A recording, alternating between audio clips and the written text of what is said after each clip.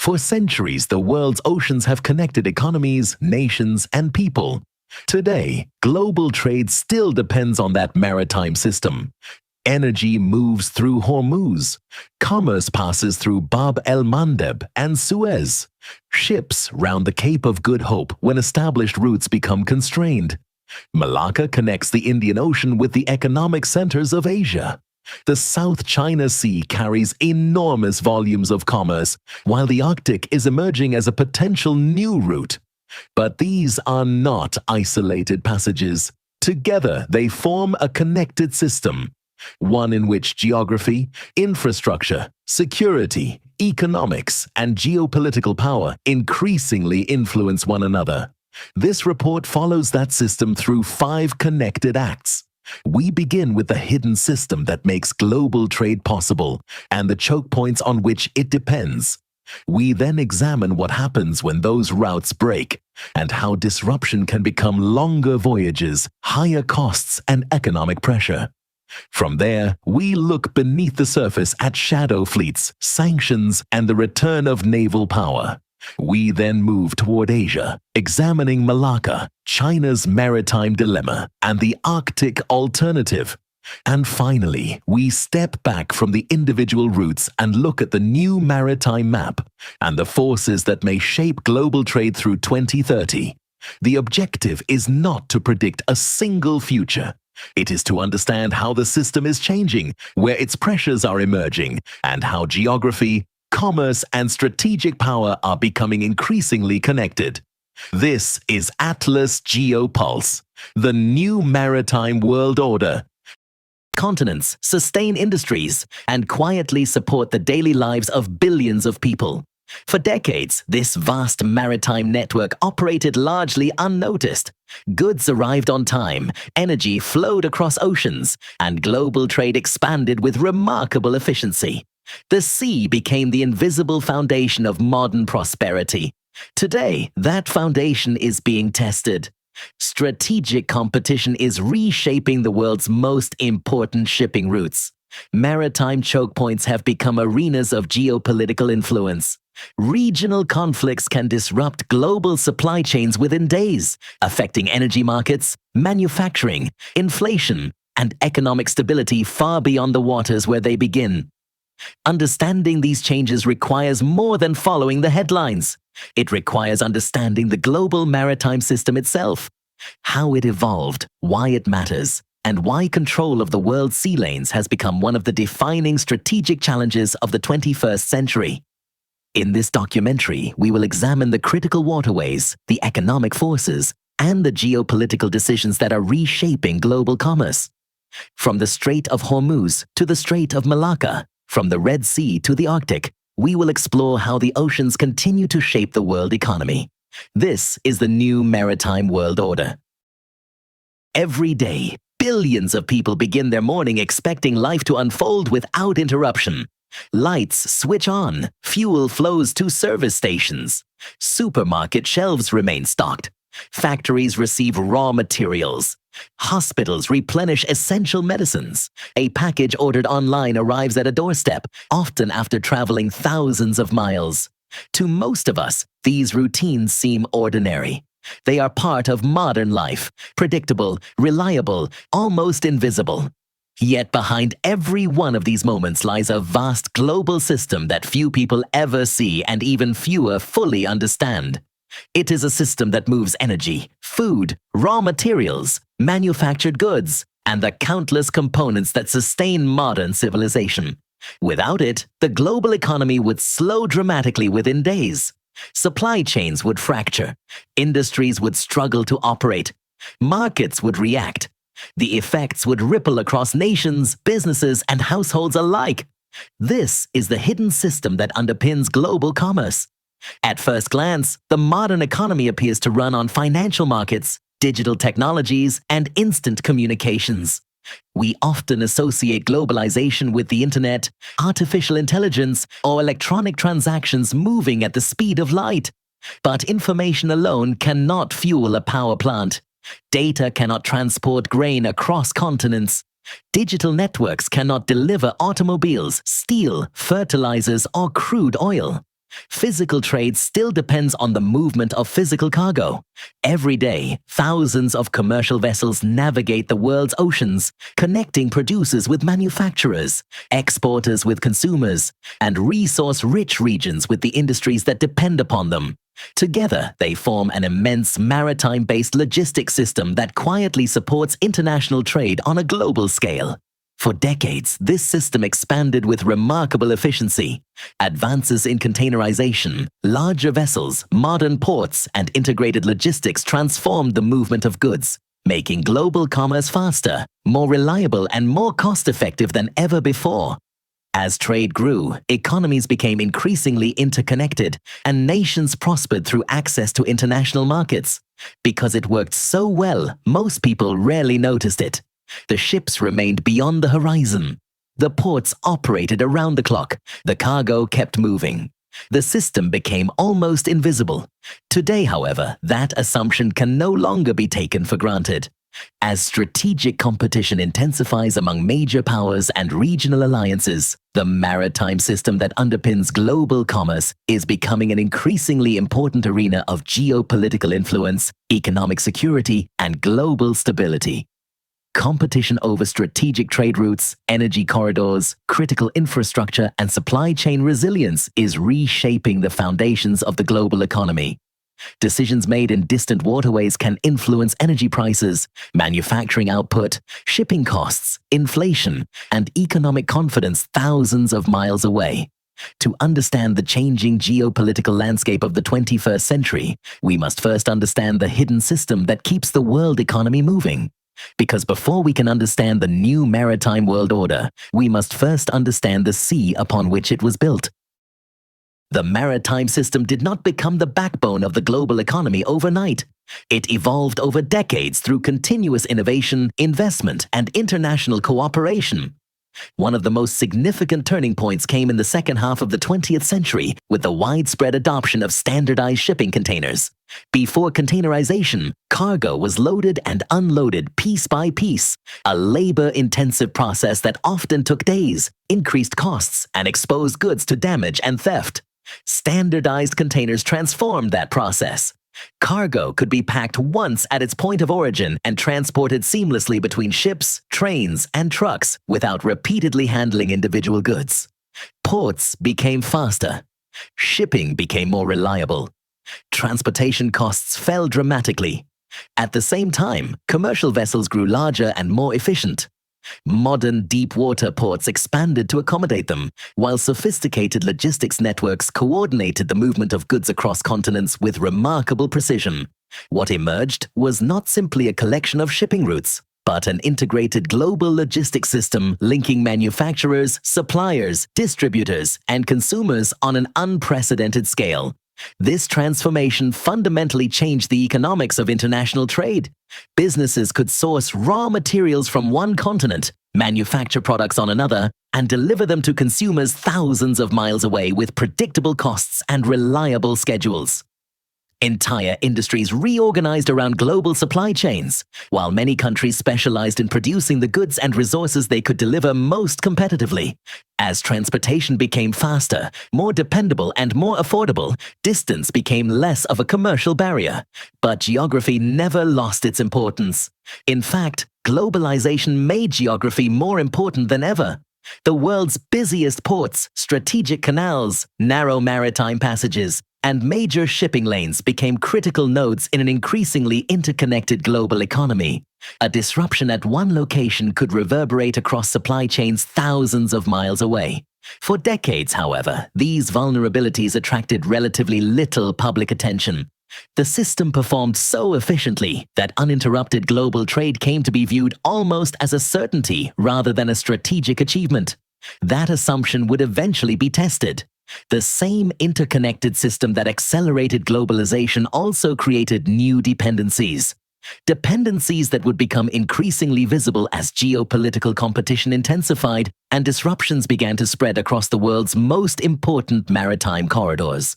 For decades, the global maritime system delivered something many had come to expect as normal: predictable trade, efficient logistics, and uninterrupted access to goods from around the world.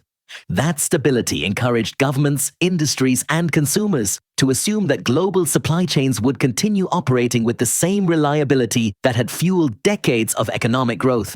Today, that assumption is being reconsidered. The maritime system has not disappeared, nor has globalization come to an end. International trade continues to expand across many regions, but the strategic environment surrounding global commerce is changing. Major powers are placing greater emphasis on economic security alongside economic efficiency. Governments are investing in more resilient supply chains, diversifying sources of critical materials, expanding strategic infrastructure, and reducing vulnerabilities exposed by geopolitical tensions and regional disruptions. For businesses, resilience has become almost as important as cost. For governments, secure access to energy, industrial inputs, and strategic trade routes has become an increasingly important element of national policy. As a result, the geography of global commerce is beginning to evolve. New transportation corridors are being developed. Existing ports are expanding. Alternative logistics networks are emerging. Nations are investing in infrastructure designed to strengthen long-term economic resilience while reducing dependence on single routes or suppliers. Yet even as these changes unfold, one reality remains unchanged. The overwhelming majority of international trade still moves by sea. The world's strategic maritime corridors continue to carry the energy, commodities, manufactured goods, and raw materials that sustain modern economies. When disruption occurs at one of these critical gateways, the consequences can extend far beyond the immediate region, affecting industries, markets, and consumers across multiple continents. To understand why these maritime gateways have become increasingly important in today's geopolitical landscape, we must begin with the most strategically significant energy corridor on Earth, the Strait of Hormuz. Every global system has critical points upon which everything else depends. For the modern energy economy, no maritime gateway is more strategically important than the Strait of Hormuz. This narrow waterway, connecting the Persian Gulf to the Gulf of Oman and the Arabian Sea, serves as the primary export route for some of the world's largest producers of crude oil, refined petroleum products, and liquefied natural gas. Every day, enormous volumes of energy transit these waters on their journey to markets across Asia, Europe, and beyond. For many importing nations, there is no immediate alternative capable of replacing the scale and efficiency of this maritime corridor. Existing pipeline networks can redirect only a portion of regional energy exports, while alternative maritime routes often involve significantly longer transit times, higher transportation costs, and increased operational complexity.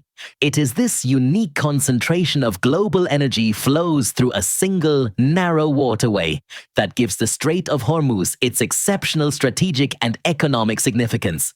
For decades, commercial shipping through the Strait of Hormuz became so routine that its importance was often overlooked. Tankers arrived and departed around the clock. Energy continued to flow. Global markets came to regard uninterrupted transit as the normal condition rather than a strategic achievement requiring constant stability. That perception changed dramatically. Recent events demonstrated how quickly the security environment surrounding a single maritime corridor can influence global trade, energy markets, shipping operations, insurance costs, and international economic confidence. The significance of the Strait of Hormuz is measured not simply by its geography, but by the concentration of economic activity that depends upon it. A disruption affecting this corridor does not remain confined to the region.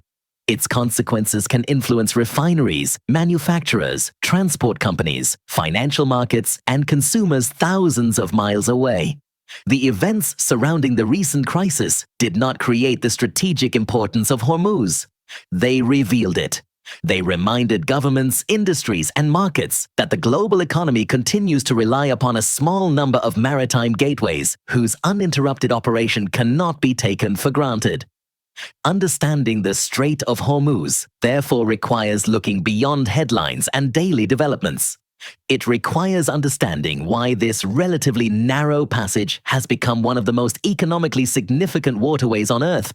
and why developments there continue to command the attention of governments, energy markets, and maritime industries around the world. Before examining the recent crisis itself, we must first understand why the world's energy system became so deeply dependent upon this single maritime gateway. The strategic importance of the Strait of Hormuz was never in doubt. What recent events changed was the world's perception of how quickly that importance could translate into global economic consequences.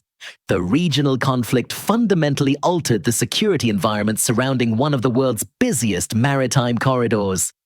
Military operations, retaliatory actions, and heightened regional tensions introduced a level of uncertainty that commercial shipping companies, insurers, energy producers, and governments could no longer ignore. As the situation evolved, commercial operators began reassessing operational risk. Some vessel movements slowed. Others adjusted schedules or modified routing decisions where practical. War risk insurance premiums increased, security advisories were updated, and shipping companies introduced additional operational precautions before entering the region. Energy markets responded just as rapidly.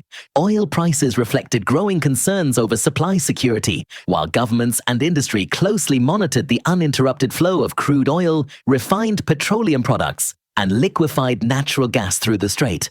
Although the maritime corridor remained operational, the crisis demonstrated that the perception of risk alone could influence commercial decision-making long before any prolonged interruption to maritime traffic occurred.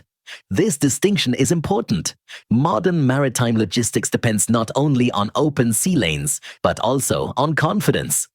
Confidence that vessels can operate safely. Confidence that insurance remains available. Confidence that contractual deliveries can be completed on schedule. Confidence that strategic waterways will remain accessible. When that confidence weakens, the effects extend far beyond the immediate region. Higher transportation costs can affect manufacturers. Increased insurance premiums influence freight rates. Market uncertainty contributes to energy price volatility. Companies begin reviewing supply chains and governments reassess long-term energy security strategies. The crisis therefore became more than a regional geopolitical event. It became a global stress test of the maritime system introduced in the previous chapter. It demonstrated both the remarkable resilience of international shipping and the continuing vulnerability of an interconnected global economy that still depends upon a small number of strategic maritime gateways. The question facing governments and industries is no longer whether these vulnerabilities exist. The question is how they will adapt to them. As tensions gradually eased, commercial shipping through the Strait of Hormuz continued. Tankers resumed scheduled voyages, energy exports once again flowed toward international markets, and the immediate disruption to maritime trade began to subside. Yet beneath this return to routine, something fundamental had changed. The crisis demonstrated that even when a strategic maritime corridor remains open, uncertainty alone can reshape the behavior of governments, shipping companies, insurers, financial markets, and energy importers. Modern commerce depends not only on ships, ports, and sea lanes, but also on confidence. Confidence that contracts will be honored, cargo will arrive on schedule, insurance will remain available, and critical waterways will remain accessible. Military operations gradually gave way to renewed diplomatic efforts. Regional partners and international mediators worked to reduce tensions, prevent further escalation, and preserve freedom of navigation through one of the world's most important energy corridors. Although channels of communication reopened and understandings were reached, the underlying strategic differences remained unresolved. Stability returned, but certainty did not. For governments, the crisis reinforced the importance of energy security. For industry, it highlighted the need for stronger supply chain resilience. Energy importers reviewed strategic petroleum reserves. Exporters expanded contingency planning. Shipping companies reassessed operational risk, and insurers adjusted their assessment of maritime exposure. Across both the public and private sectors, resilience became an increasingly important objective alongside efficiency. The economic consequences extended far beyond the Persian Gulf. As uncertainty spread through global energy markets, higher fuel costs increased transportation expenses across multiple sectors. Rising shipping costs and higher insurance premiums flowed through international supply chains, affecting manufacturers, retailers, and consumers alike. In several energy-importing economies, periods of fuel shortages and long queues at service stations reflected the pressure placed on national distribution systems. Businesses faced higher operating costs, while households experienced rising prices for food, fertilizers, industrial materials, and other everyday essentials. The crisis demonstrated how rapidly disruption at a single maritime gateway can propagate through the global economy. What begins as a regional security event can quickly influence agricultural production, industrial manufacturing, consumer prices, freight markets, investment decisions, and economic confidence thousands of miles away. This is the defining characteristic of the modern maritime system. Its strength lies in its extraordinary efficiency. Its vulnerability lies in its extraordinary interdependence. The Hormuz crisis did not demonstrate the collapse of globalization. It demonstrated the evolution of globalization. For decades, international trade was optimized primarily for efficiency. Today, governments and industries increasingly recognize that resilience, redundancy, diversified supply chains, and secure maritime infrastructure are equally essential to long-term economic stability. The Strait of Hormuz therefore represents far more than a narrow waterway connecting two bodies of water.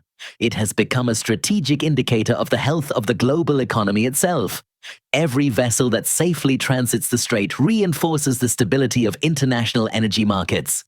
Every period of heightened tension reminds the world how closely modern prosperity remains connected to a handful of maritime gateways. The lessons of Hormuz extend far beyond the Middle East. They remind us that conflicts may begin on land, but their consequences often travel by sea. Yet the Strait of Hormuz is only one of these strategic gateways. Thousands of miles to the southwest, another narrow maritime corridor connects the Indian Ocean with the Red Sea and the Suez Canal. Smaller in size, but no less vital to international commerce, it has become another critical test of the resilience of global trade. To understand the new maritime world order, our journey now continues to the Bab el-Mandeb Strait. The global maritime system depends not only on the movement of energy, but also on the uninterrupted flow of international trade. Every day, thousands of commercial vessels carrying containers, automobiles, machinery, food, industrial materials, and consumer goods travel between Asia and Europe. Much of this commerce passes through a narrow maritime corridor linking the Indian Ocean with the Red Sea, a waterway known as the Bab el-Mandeb Strait. Although considerably smaller than many of the world's major sea routes, its strategic importance is difficult to overstate. Positioned between the Arabian Peninsula and the Horn of Africa, the Bab el-Mandeb serves as the southern gateway to the Red Sea and the Suez Canal. Together, these waterways form the shortest maritime connection between the manufacturing centers of Asia and the consumer markets of Europe. For most commercial operators, there is no equally efficient alternative. Avoiding the Bab el-Mandeb and the Suez Canal requires vessels to sail around the Cape of Good Hope at the southern tip of Africa. This adds thousands of nautical miles to a typical voyage, increases fuel consumption, extends transit times by 1 to 2 weeks, depending on destination and vessel type, and raises operating costs throughout the supply chain. Every additional day at sea reduces fleet availability, delays cargo deliveries, and increases transportation costs that ultimately reach manufacturers, retailers, and consumers around the world. The Strait also carries a significant volume of crude oil, refined petroleum products, and other energy cargoes destined for international markets. Tankers share these waters with some of the world's busiest container ships, making Bab el-Mandeb one of the few maritime corridors where global energy security and international commerce converge. Unlike the Strait of Hormuz, whose primary strategic importance lies in energy exports from the Persian Gulf, Bab el-Mandeb supports a broader mix of global trade. Every vessel transiting this narrow passage represents another link in an interconnected supply chain stretching across continents. For decades, this maritime corridor operated with remarkable efficiency. Manufacturers relied upon predictable delivery schedules. Shipping companies optimized global logistics around the Suez route. Retailers, industries, and consumers came to expect that cargo moving between Asia and Europe would arrive on time, every time. As with the Strait of Hormuz, that confidence became part of the invisible system introduced in the previous chapters. It was rarely questioned, until the security environment began to change. As regional instability expanded into the Red Sea, commercial shipping entered a period of heightened uncertainty. What followed would become one of the most significant disruptions to international maritime trade in recent history, demonstrating once again how events within a relatively narrow waterway can reshape global commerce far beyond the region itself. To understand those events, we must first understand why the Bab el-Mandeb Strait has become one of the world's most strategically important maritime gateways. For decades, the Bab el-Mandeb Strait served as one of the world's most dependable maritime gateways. Thousands of commercial vessels transited these waters each year, carrying energy, manufactured goods, industrial components, food, and consumer products between Asia, the Middle East, Africa, and Europe. The efficiency of this route became an essential element of the global trading system. That stability began to change as the security environment in the Red Sea deteriorated. Armed attacks against commercial shipping introduced a level of risk that had not been experienced on such a sustained scale in recent years. Missiles, drones, and attacks against merchant vessels transformed what had long been regarded as a reliable commercial corridor into one of the world's most closely monitored maritime security zones. Regardless of the intended targets, the operational consequences were immediate. Commercial shipping companies began reassessing the risks of transiting the Bab el-Mandeb. Some temporarily suspended Red Sea voyages. Others redirected vessels around the Cape of Good Hope, adding thousands of nautical miles to each journey. These longer routes increased fuel consumption, extended delivery schedules, reduced fleet availability, and raised transportation costs throughout international supply chains. Insurance markets responded just as quickly. War risk premiums increased, voyage planning became more complex, and shipping companies introduced additional security measures before entering the region. What had once been considered a routine commercial transit now required continuous monitoring of intelligence reports, naval advisories, and rapidly changing security conditions. Regional governments also recognized what was at stake.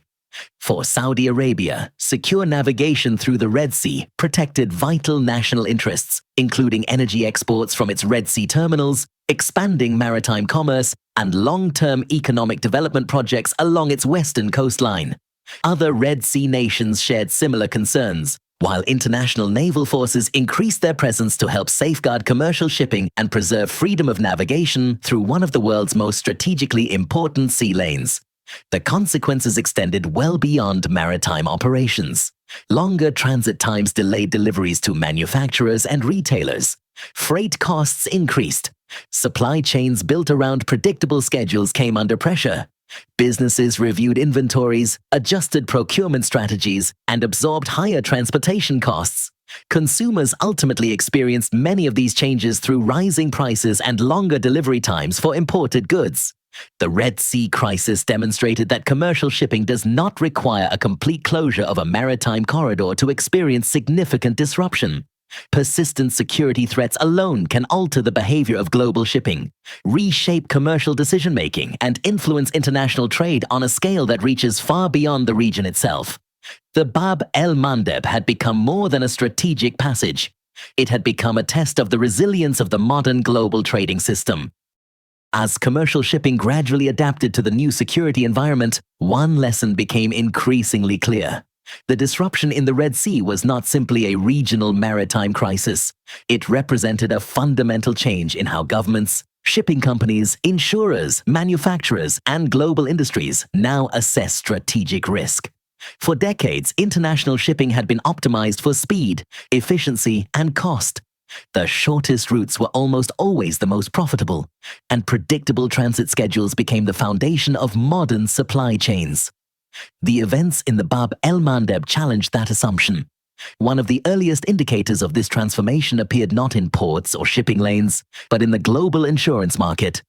As security risks increased, war risk premiums rose sharply for vessels operating through the Red Sea. Marine cargo insurance became more expensive, while ship owners and charterers faced higher operating costs before a vessel even left port. Banks financing international trade reassessed exposure, cargo owners reviewed contractual obligations, and shipping companies balanced the cost of higher insurance against the operational cost of rerouting around the Cape of Good Hope. Every voyage now involved more than navigation. It required a new calculation of financial risk. Those costs did not remain within the maritime industry. They flowed through the global economy. Longer voyages required more fuel, larger operating budgets, additional crew time, and fewer annual voyages per vessel. Higher insurance premiums, increased freight charges, delayed deliveries, and reduced fleet availability became part of the final cost of transporting goods. Manufacturers paid more for raw materials. Retailers waited longer for inventories. Consumers experienced many of these changes through higher prices and delayed availability of everyday products. Consider a single container leaving an Asian manufacturing hub for Europe. Under normal conditions, it would transit the Red Sea and arrive on a carefully planned schedule. When ships were diverted around the Cape of Good Hope, that same container remained at sea for additional days or even weeks. The vessel consumed more fuel, insurance costs increased, delivery schedules slipped, and the empty container returned later for its next assignment. Repeated thousands of times across the global fleet, these delays reduced transport capacity and increased costs throughout the international trading system. The Red Sea crisis demonstrated that the economics of global trade extend far beyond the movement of ships. They include finance, insurance, risk management, logistics, inventory planning, and the confidence that allows international commerce to function every day. Governments also adapted. Regional states strengthened maritime security cooperation to protect their national interests and preserve freedom of navigation. International naval forces expanded patrols, escorted commercial shipping where appropriate, and increased maritime domain awareness across one of the world's busiest trade corridors. These efforts reflected a shared recognition that maintaining open sea lanes was essential, not only for regional stability, but for the health of the global economy. The broader lesson was unmistakable. Globalization was not retreating, it was reorganizing. Businesses diversified suppliers, reviewed inventory strategies, strengthened contingency planning, and accepted what many now describe as the cost of resilience. Maintaining alternative suppliers, larger inventories, and more flexible logistics networks often increases operating costs during normal times, but provides a measure of protection when geopolitical crises disrupt global trade. Together, the Strait of Hormuz and the Bab el-Mandeb reveal a larger truth. The global economy depends upon a network of interconnected maritime gateways. Disruption at one gateway places greater pressure on another. Bypassing one strategic corridor often increases dependence on the next. This is the hidden architecture of global commerce, a system of sea lanes, ports, choke points, and supply chains that quietly supports the daily lives of billions of people around the world. To understand the new maritime world order, we must now follow that network beyond individual gateways and examine how these interconnected corridors are reshaping global geopolitics, international trade, and the balance of economic power itself. Throughout this documentary, we have explored the strategic maritime gateways that quietly sustain the global economy. From the Strait of Hormuz to the Bab el-Mandeb, we have seen how a handful of critical sea lanes connect energy, trade, and supply chains across continents. The lesson is clear. In an interconnected world, resilience is just as important as efficiency. Understanding these maritime gateways helps us better understand the forces shaping global prosperity, international security, and our shared future. For more than a century, global trade has been built around one powerful assumption. The shortest route is usually the fastest, the most efficient, and the most economical. From the Mediterranean to the Indian Ocean, modern shipping has relied on a network of strategic sea lanes that allow goods, energy, and raw materials to move between continents with remarkable speed. Every day, thousands of vessels transport the products that power industries, stock store shelves, and sustain economies around the world. But what happens when those routes become too dangerous to use? When security risks force shipping companies to alter their routes, The consequences extend far beyond the ships themselves. Every additional nautical mile consumes more fuel, requires more time at sea, ties up valuable vessels, and increases the cost of moving goods across the global economy. In this video, we'll examine why two maritime routes have become central to the future of global trade. We'll explore how the Suez Canal transformed international shipping, why growing security risks have forced many vessels to avoid it, and how the return of the Cape of Good Hope is reshaping the economics of globalization. The story is no longer just about geography. It is about how distance, risk, and time have once again become defining forces in international trade. Few waterways have changed the course of global trade as profoundly as the Suez Canal. Stretching approximately 193 kilometers, the canal connects the Mediterranean Sea with the Red Sea, creating the shortest direct maritime route between Europe and Asia. Before its construction, ships traveling between these regions had only one practical option: a long and costly voyage around the southern tip of Africa. When the Suez Canal opened in 1869, it fundamentally changed the economics of international shipping. Voyages that once required weeks of additional sailing could now be completed more quickly, with lower fuel consumption, reduced operating costs, and faster delivery of goods. Over time, the canal became one of the defining pieces of infrastructure supporting modern globalization. Its importance grew even further with the rise of containerization during the second half of the 20th century. Standardized shipping containers transformed cargo handling, allowing ports, vessels, railways, and trucking networks to operate as an integrated global system. The Suez Canal became one of the principal arteries connecting Asian manufacturing centers with European consumers and industrial markets. Today, thousands of commercial vessels transit the canal each year. Container ships, oil tankers, LNG carriers, bulk carriers, vehicle transport vessels, and general cargo ships all rely on this narrow waterway to reduce both distance and cost. For many shipping companies, the Suez Canal is not simply a convenient shortcut. It is a critical component of carefully optimized global logistics networks. The canal's value extends beyond geography. Modern supply chains are designed around predictable transit times, synchronized production schedules, and just-in-time inventory management. Manufacturers, retailers, energy companies, and consumers all benefit when ships move efficiently between continents. For more than a century, the Suez Canal helped compress distance, making the world feel smaller and international trade more connected than ever before. But that efficiency depends on one critical assumption: that ships can continue to pass through safely. That assumption has become increasingly difficult to maintain. Over the past several years, rising geopolitical tensions and persistent security threats in and around the Red Sea have fundamentally altered the way many shipping companies assess risk. Commercial vessels operating along one of the world's busiest trade corridors now face challenges that extend well beyond normal navigational hazards. While the Suez Canal itself remains open, access to the canal depends on safe passage through the Red Sea. When attacks against commercial shipping increased, many vessel operators concluded that the shortest route was no longer the safest route. For shipping companies, every voyage is a balance between efficiency, cost, and risk.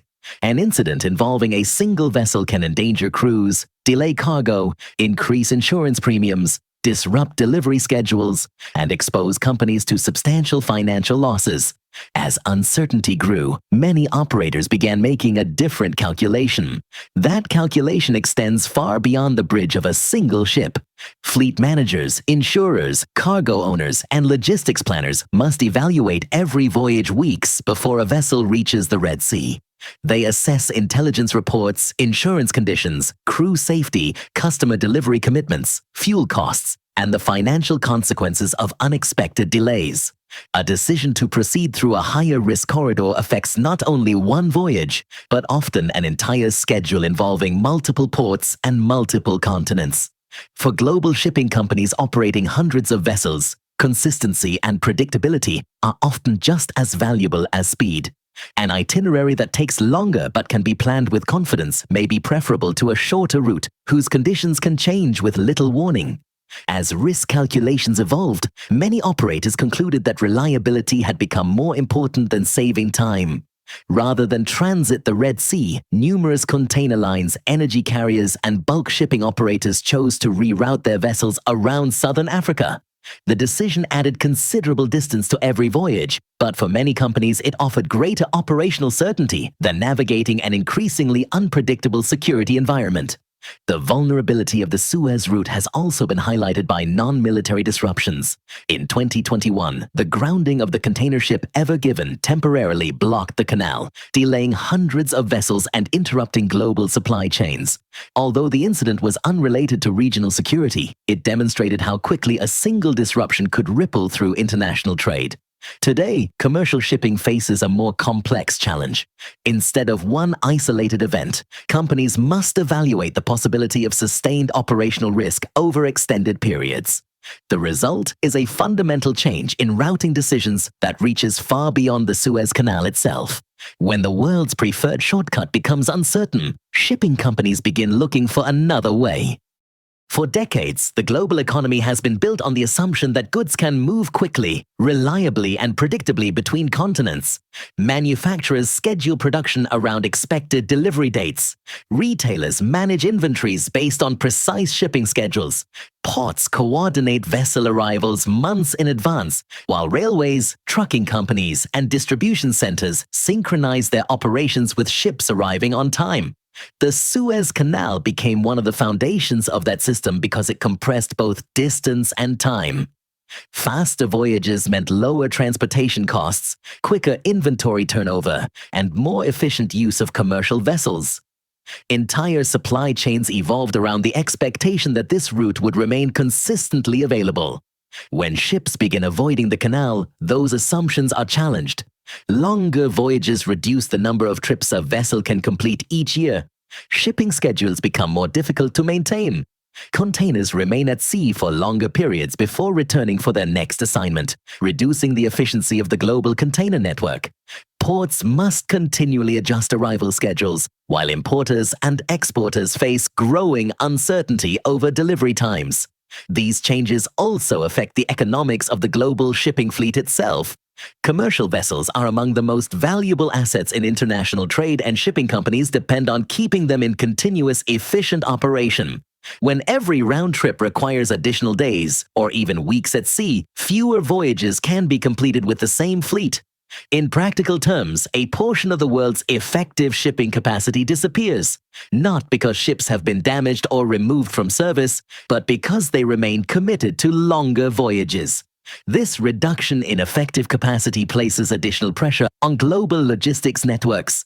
During periods of strong demand, shipping companies may require more vessels simply to transport the same volume of cargo. Fleet scheduling becomes increasingly complex. Operational flexibility declines, and supply chains lose much of the efficiency that shorter transit times once provided. The consequences extend well beyond the maritime industry. Manufacturers may wait longer for critical components. Retailers reconsider inventory strategies. Energy shipments require additional planning, and businesses throughout the supply chain must adapt to longer and less predictable transportation schedules. In many respects, the return of distance represents the return of friction. The oceans themselves have not changed. The geography has remained the same for centuries. What has changed is the cost of moving safely through that geography. For an increasing number of commercial vessels, maintaining reliability now means accepting a significantly longer voyage, one that takes them thousands of nautical miles around the southern tip of Africa. The Cape of Good Hope, once largely replaced by the Suez Canal, has returned to the center of global shipping. Understanding why that route has become economically significant once again is the next part of our story. When commercial shipping avoids the Suez Canal, there are very few practical alternatives. For most vessels trading between Asia and Europe, the answer is both simple and costly. They sail around the Cape of Good Hope. For more than a century, the Suez Canal shortened the distance between Europe and Asia by thousands of nautical miles.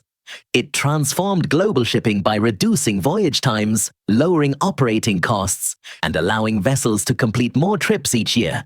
Entire supply chains evolved around the assumption that this shorter route would remain available. When shipping companies choose to bypass the canal, that advantage disappears.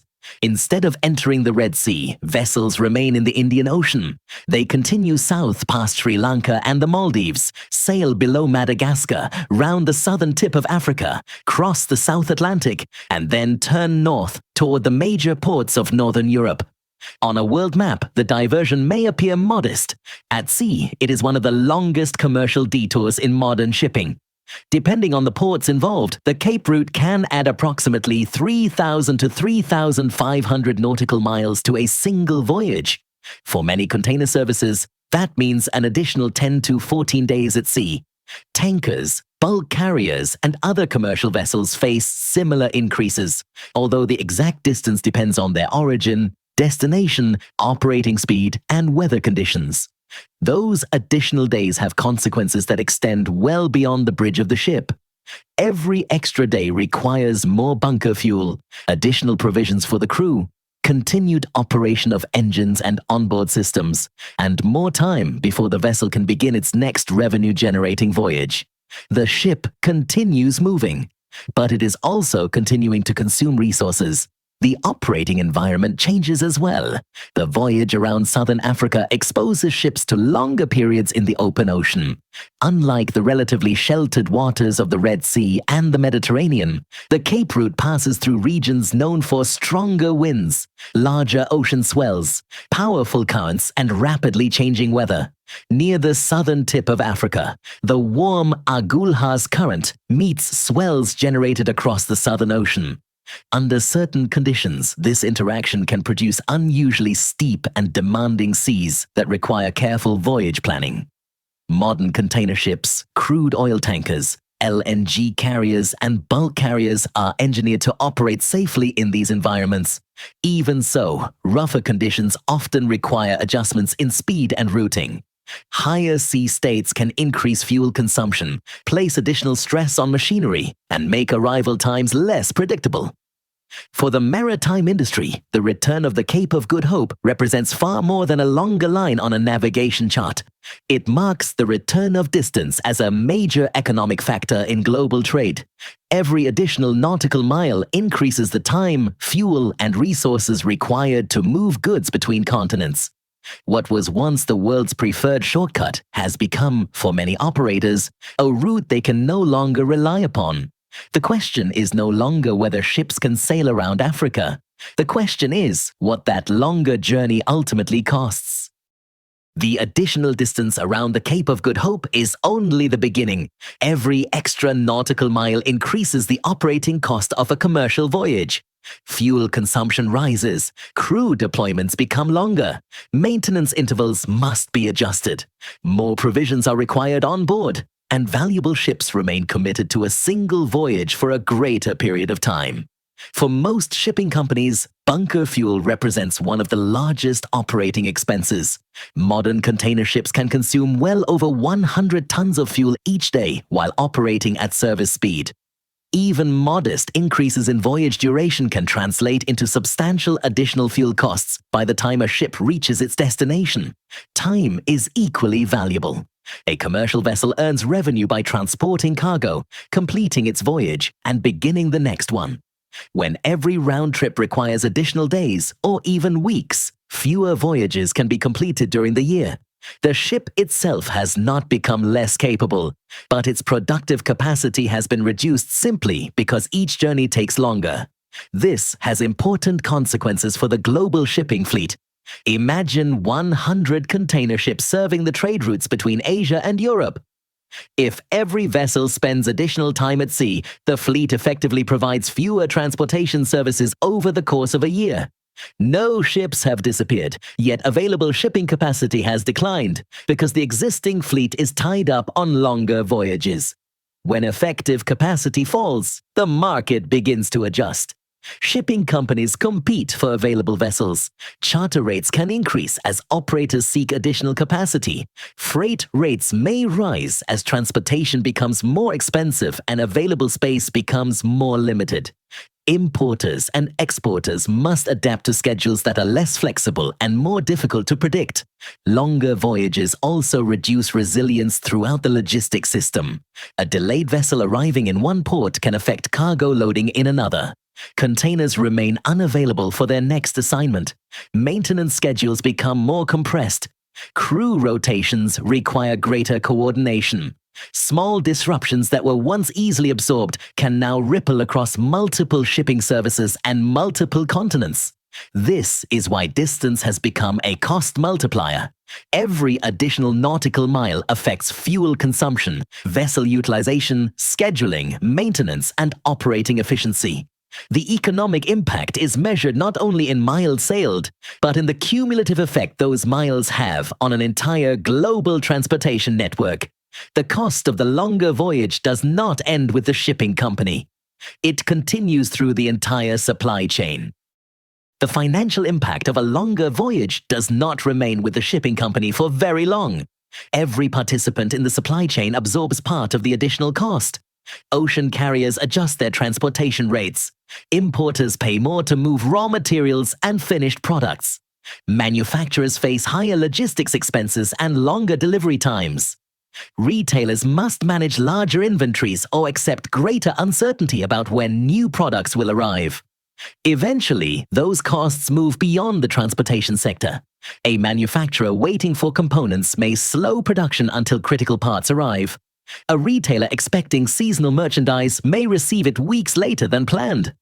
Companies that once relied on precise delivery schedules often need larger inventory buffers to protect themselves against disruption. Maintaining those additional inventories requires more warehouse space, more financing, and more working capital. Time itself becomes an economic cost. Goods spend more days in transit before they can be sold. Capital remains tied up in cargo that has not yet reached its destination. Businesses wait longer to generate revenue from products that are already on the water. The effects are rarely dramatic on any single shipment.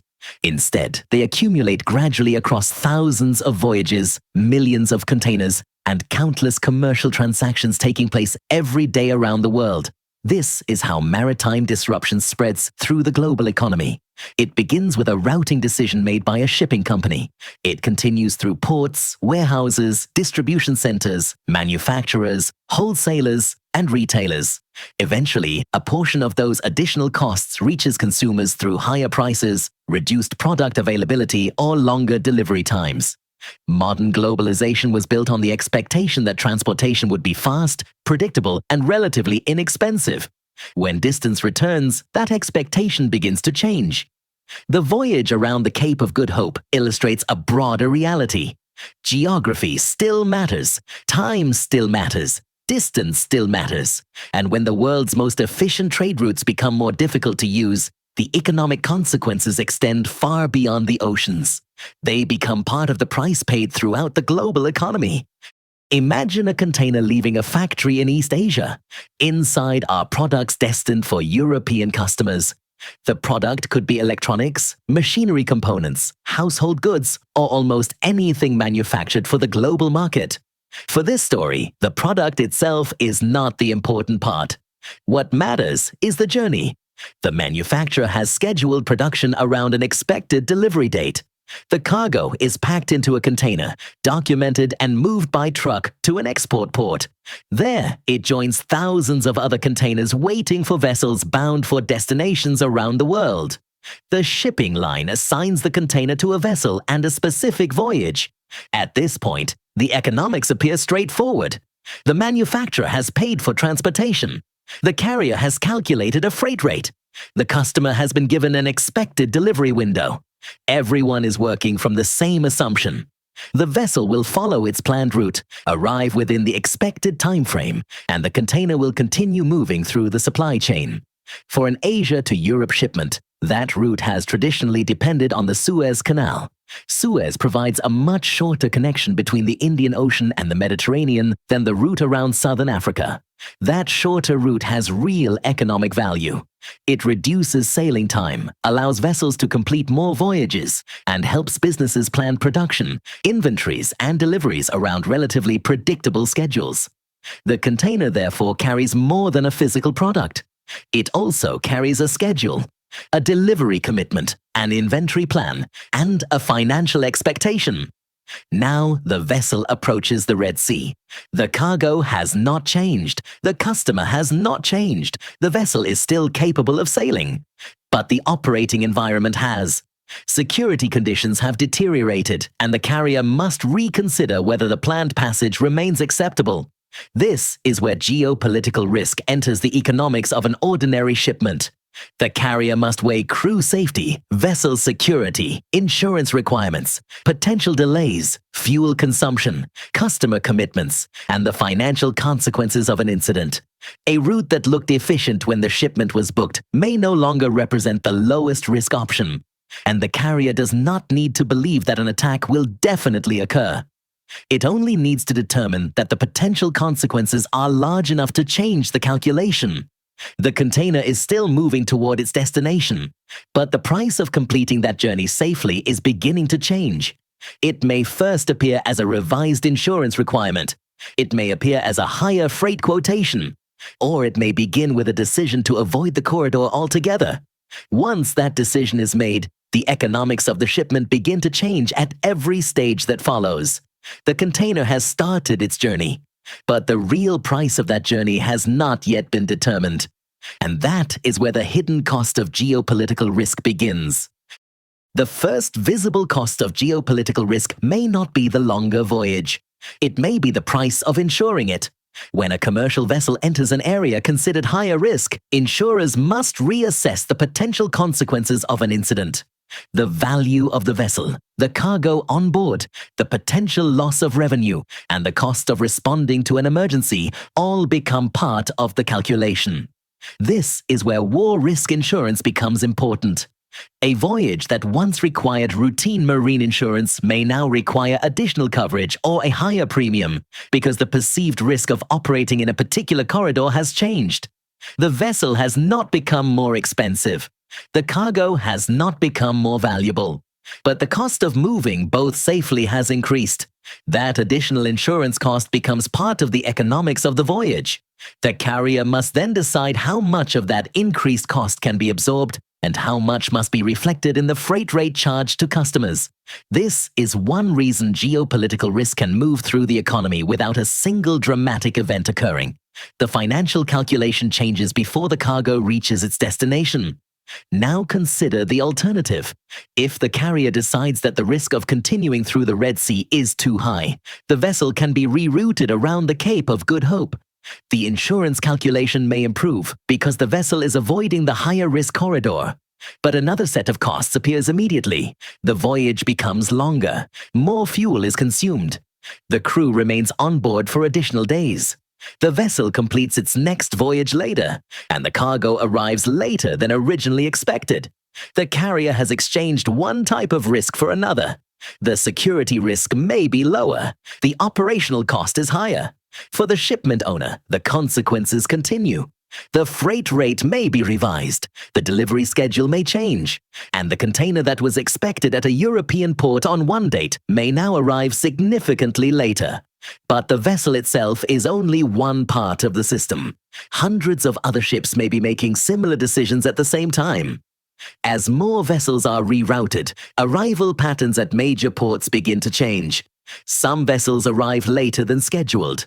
Others may arrive in groups after weather or operational delays. Terminals must adjust labor, equipment, berthing, and yard capacity around a less predictable flow of containers. Congestion can develop even when the port itself has not become less capable. The problem is timing. A port designed around relatively predictable vessel arrivals becomes harder to manage when ships arrive later, in different sequences, or in larger clusters. The container has now accumulated several layers of additional cost.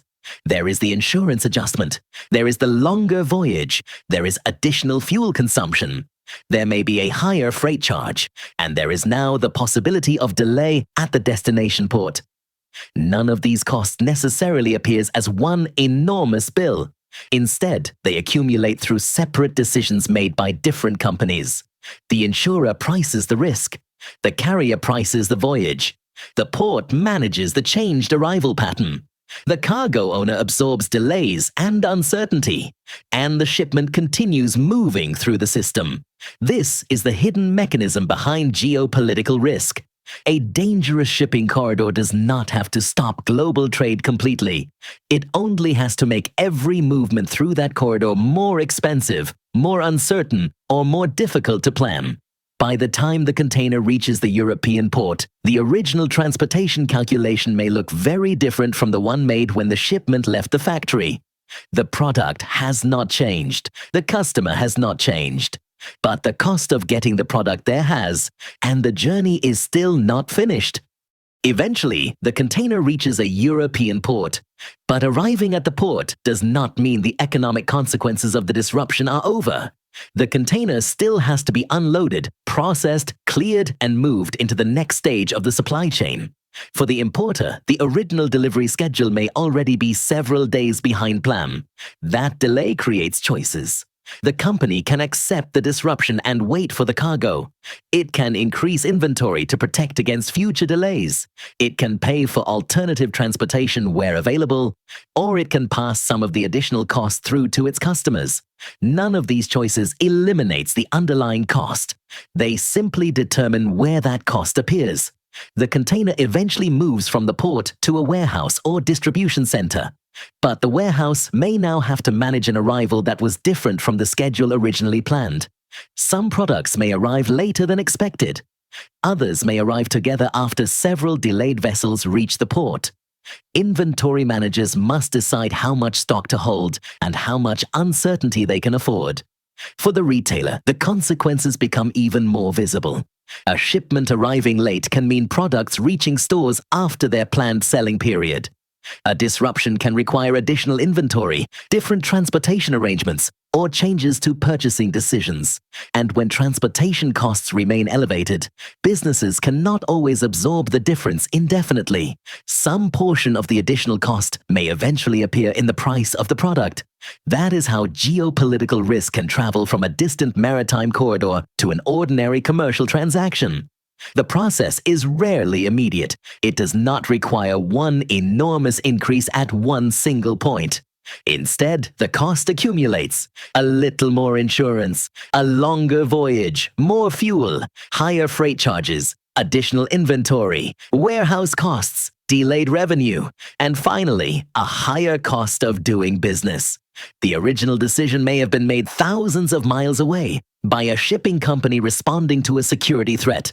But the financial consequences can continue moving long after the vessel has left the dangerous area. They travel through the supply chain with the cargo itself. So who ultimately pays when a shipping lane becomes dangerous? The answer is rarely one company. The cost is distributed across carriers, insurers, importers, manufacturers, retailers, and consumers. Some absorb it, some pass it forward, and some pay for it through lower efficiency, longer delivery times, or reduced availability. This is the hidden price of geopolitical risk.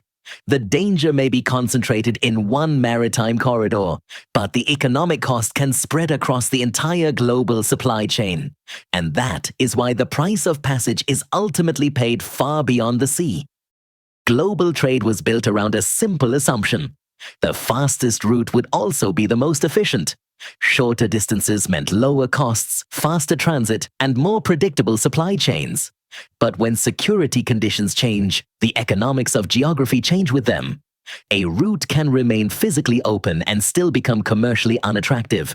Ships reroute. Voyages become longer, and the cost moves beyond the shipping industry. Insurance rises, freight costs increase, inventory stays tied up longer. Some of that cost eventually reaches consumers. This creates a fundamental trade-off. Efficiency favors speed and low cost. Resilience favors alternative routes, redundancy, and the ability to absorb disruption. Neither comes free. The lesson from the Red Sea and Suez corridor is larger than one shipping route. Globalization is not ending, but the assumptions that made global trade so efficient are being tested. The cheapest route may not always be the safest. The fastest route may not always be the most reliable. And the most efficient system may not be the most resilient. Global trade will continue, but its future will depend on how the world balances efficiency, security, and resilience. That is the real price of passage.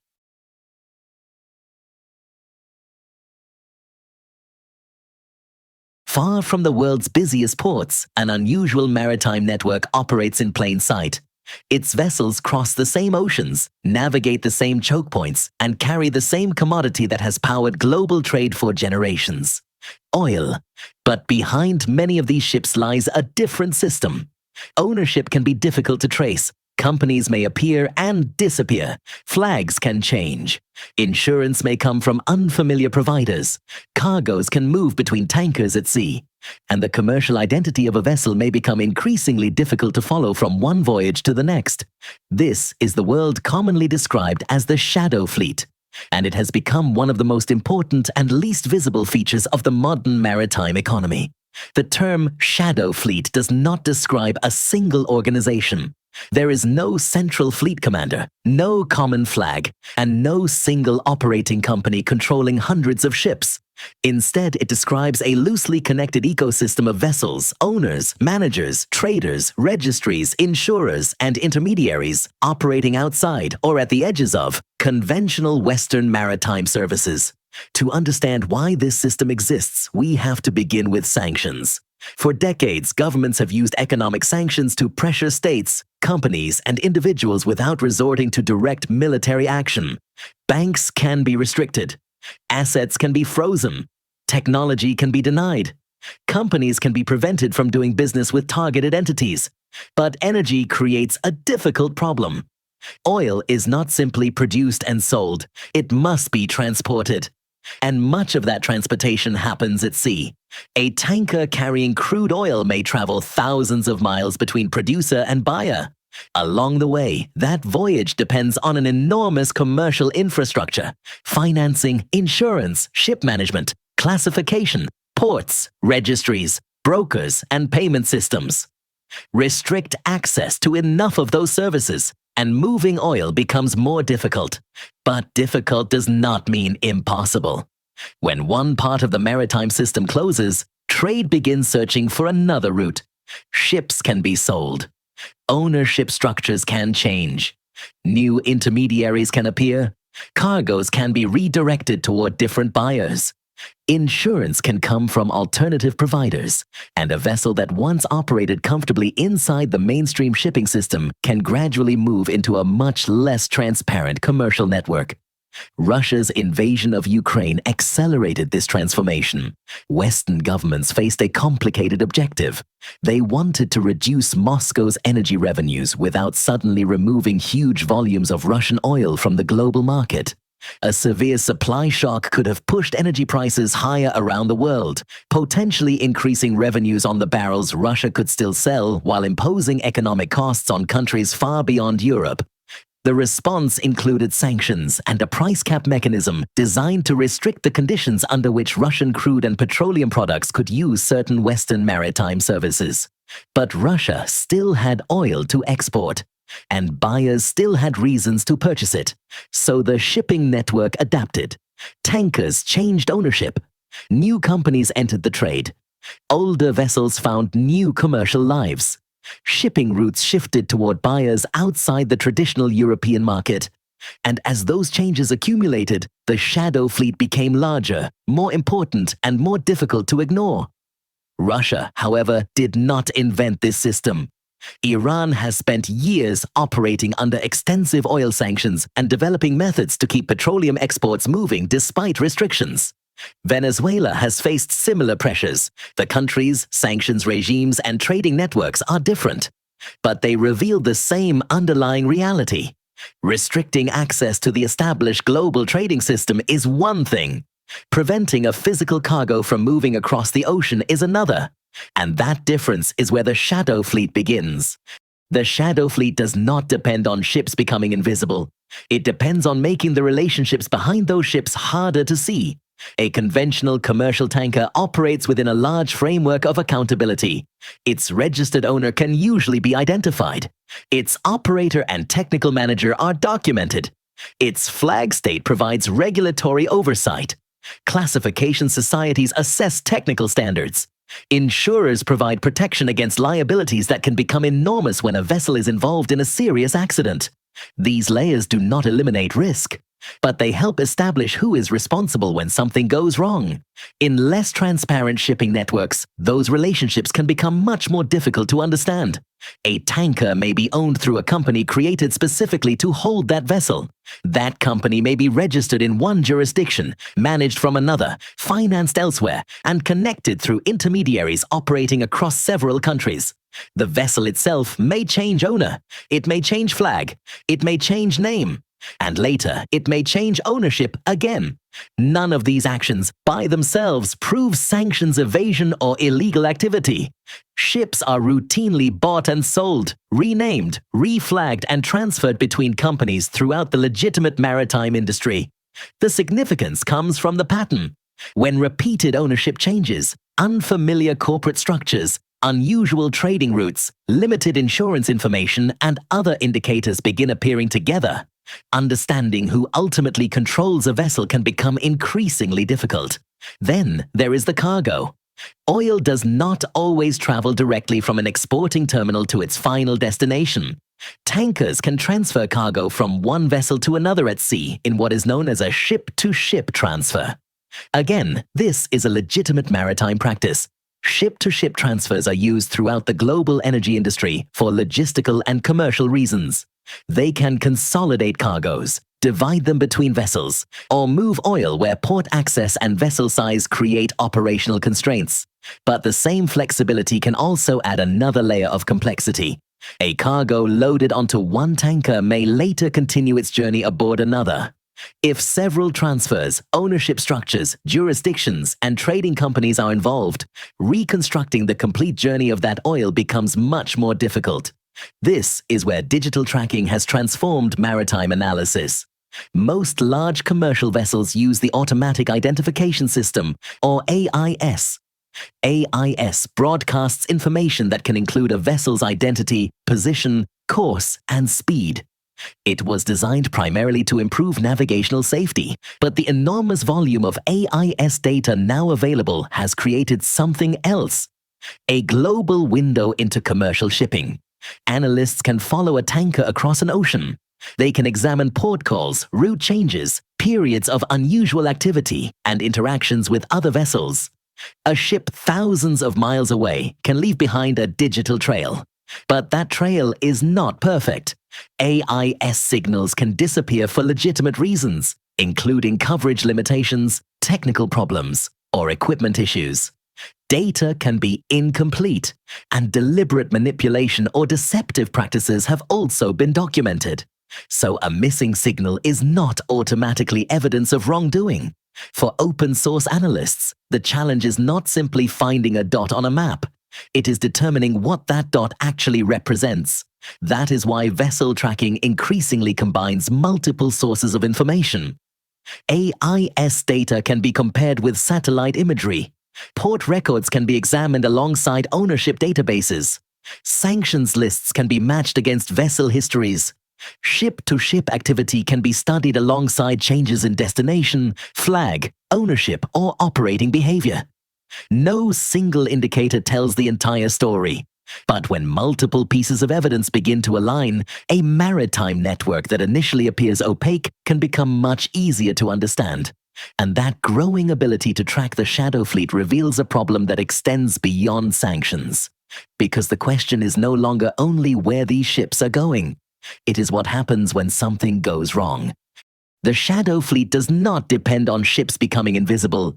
It depends on making the relationships behind those ships harder to see. A conventional commercial tanker operates within a large framework of accountability. Its registered owner can usually be identified. Its operator and technical manager are documented. Its flag state provides regulatory oversight. Classification societies assess technical standards.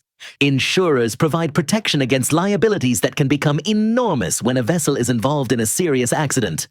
These layers do not eliminate risk, but they help establish who is responsible when something goes wrong. In less transparent shipping networks, those relationships can become much more difficult to understand. A tanker may be owned through a company created specifically to hold that vessel. That company may be registered in one jurisdiction, managed from another, financed elsewhere, and connected through intermediaries operating across several countries. The vessel itself may change owner, it may change flag, it may change name, and later it may change ownership again. None of these actions, by themselves, prove sanctions evasion or illegal activity. Ships are routinely bought and sold, renamed, reflagged, and transferred between companies throughout the legitimate maritime industry. The significance comes from the pattern. When repeated ownership changes, unfamiliar corporate structures, unusual trading routes, limited insurance information, and other indicators begin appearing together. Understanding who ultimately controls a vessel can become increasingly difficult. Then there is the cargo. Oil does not always travel directly from an exporting terminal to its final destination. Tankers can transfer cargo from one vessel to another at sea in what is known as a ship-to-ship transfer. Again, this is a legitimate maritime practice. Ship-to-ship transfers are used throughout the global energy industry for logistical and commercial reasons. They can consolidate cargoes, divide them between vessels, or move oil where port access and vessel size create operational constraints. But the same flexibility can also add another layer of complexity. A cargo loaded onto one tanker may later continue its journey aboard another. If several transfers, ownership structures, jurisdictions, and trading companies are involved, reconstructing the complete journey of that oil becomes much more difficult. This is where digital tracking has transformed maritime analysis. Most large commercial vessels use the Automatic Identification System, or AIS. AIS broadcasts information that can include a vessel's identity, position, course, and speed. It was designed primarily to improve navigational safety, but the enormous volume of AIS data now available has created something else. A global window into commercial shipping. Analysts can follow a tanker across an ocean. They can examine port calls, route changes, periods of unusual activity, and interactions with other vessels. A ship thousands of miles away can leave behind a digital trail. But that trail is not perfect. AIS signals can disappear for legitimate reasons, including coverage limitations, technical problems, or equipment issues. Data can be incomplete, and deliberate manipulation or deceptive practices have also been documented. So a missing signal is not automatically evidence of wrongdoing. For open source analysts, the challenge is not simply finding a dot on a map. It is determining what that dot actually represents. That is why vessel tracking increasingly combines multiple sources of information. AIS data can be compared with satellite imagery. Port records can be examined alongside ownership databases. Sanctions lists can be matched against vessel histories. Ship-to-ship activity can be studied alongside changes in destination, flag, ownership, or operating behavior. No single indicator tells the entire story. But when multiple pieces of evidence begin to align, a maritime network that initially appears opaque can become much easier to understand.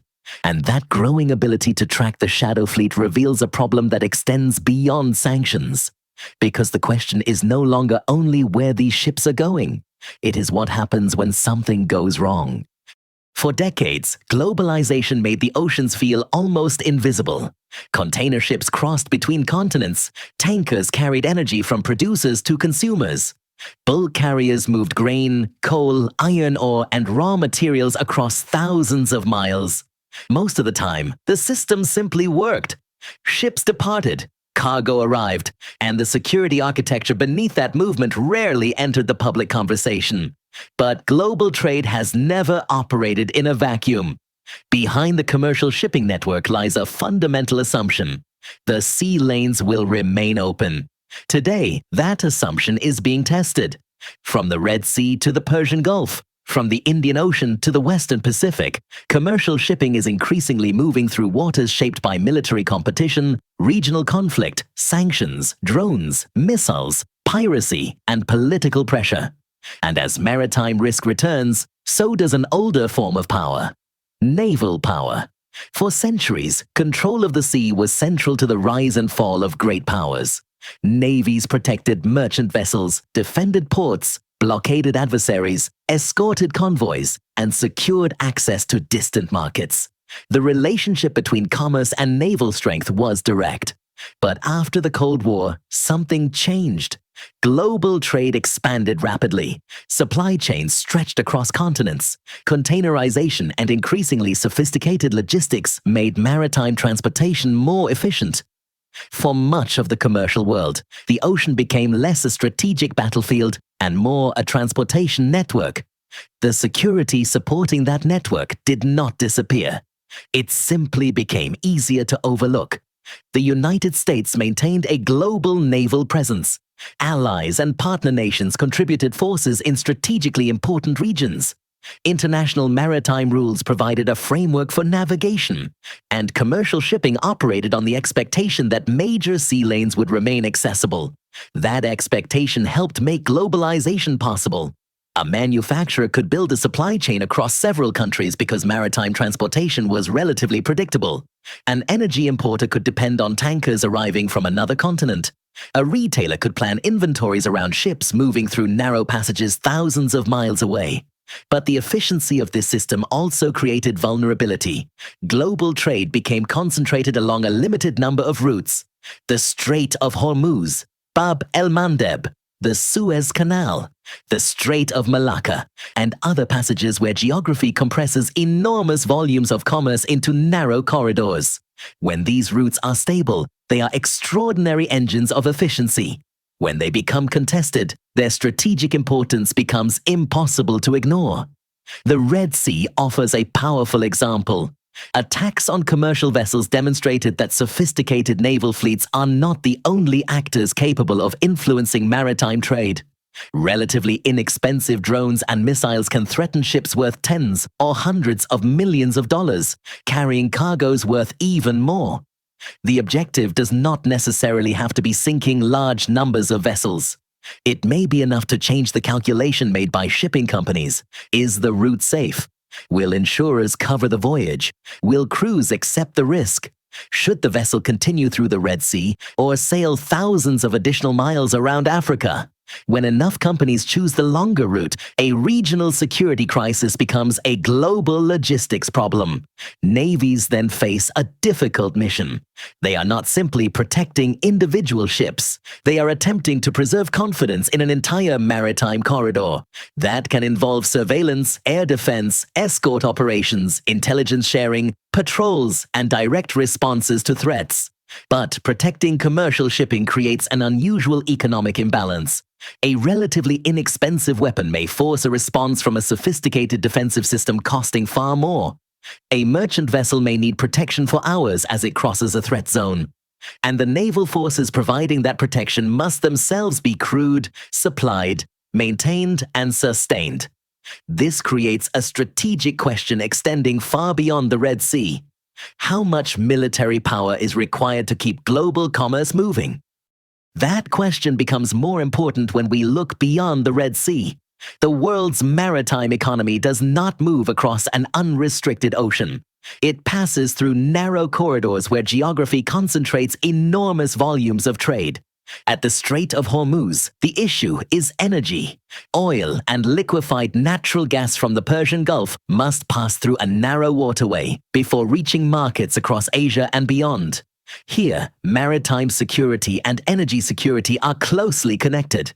A disruption does not have to stop every tanker to matter. The perception of danger can affect insurance, shipping schedules, naval deployments, and expectations across energy markets.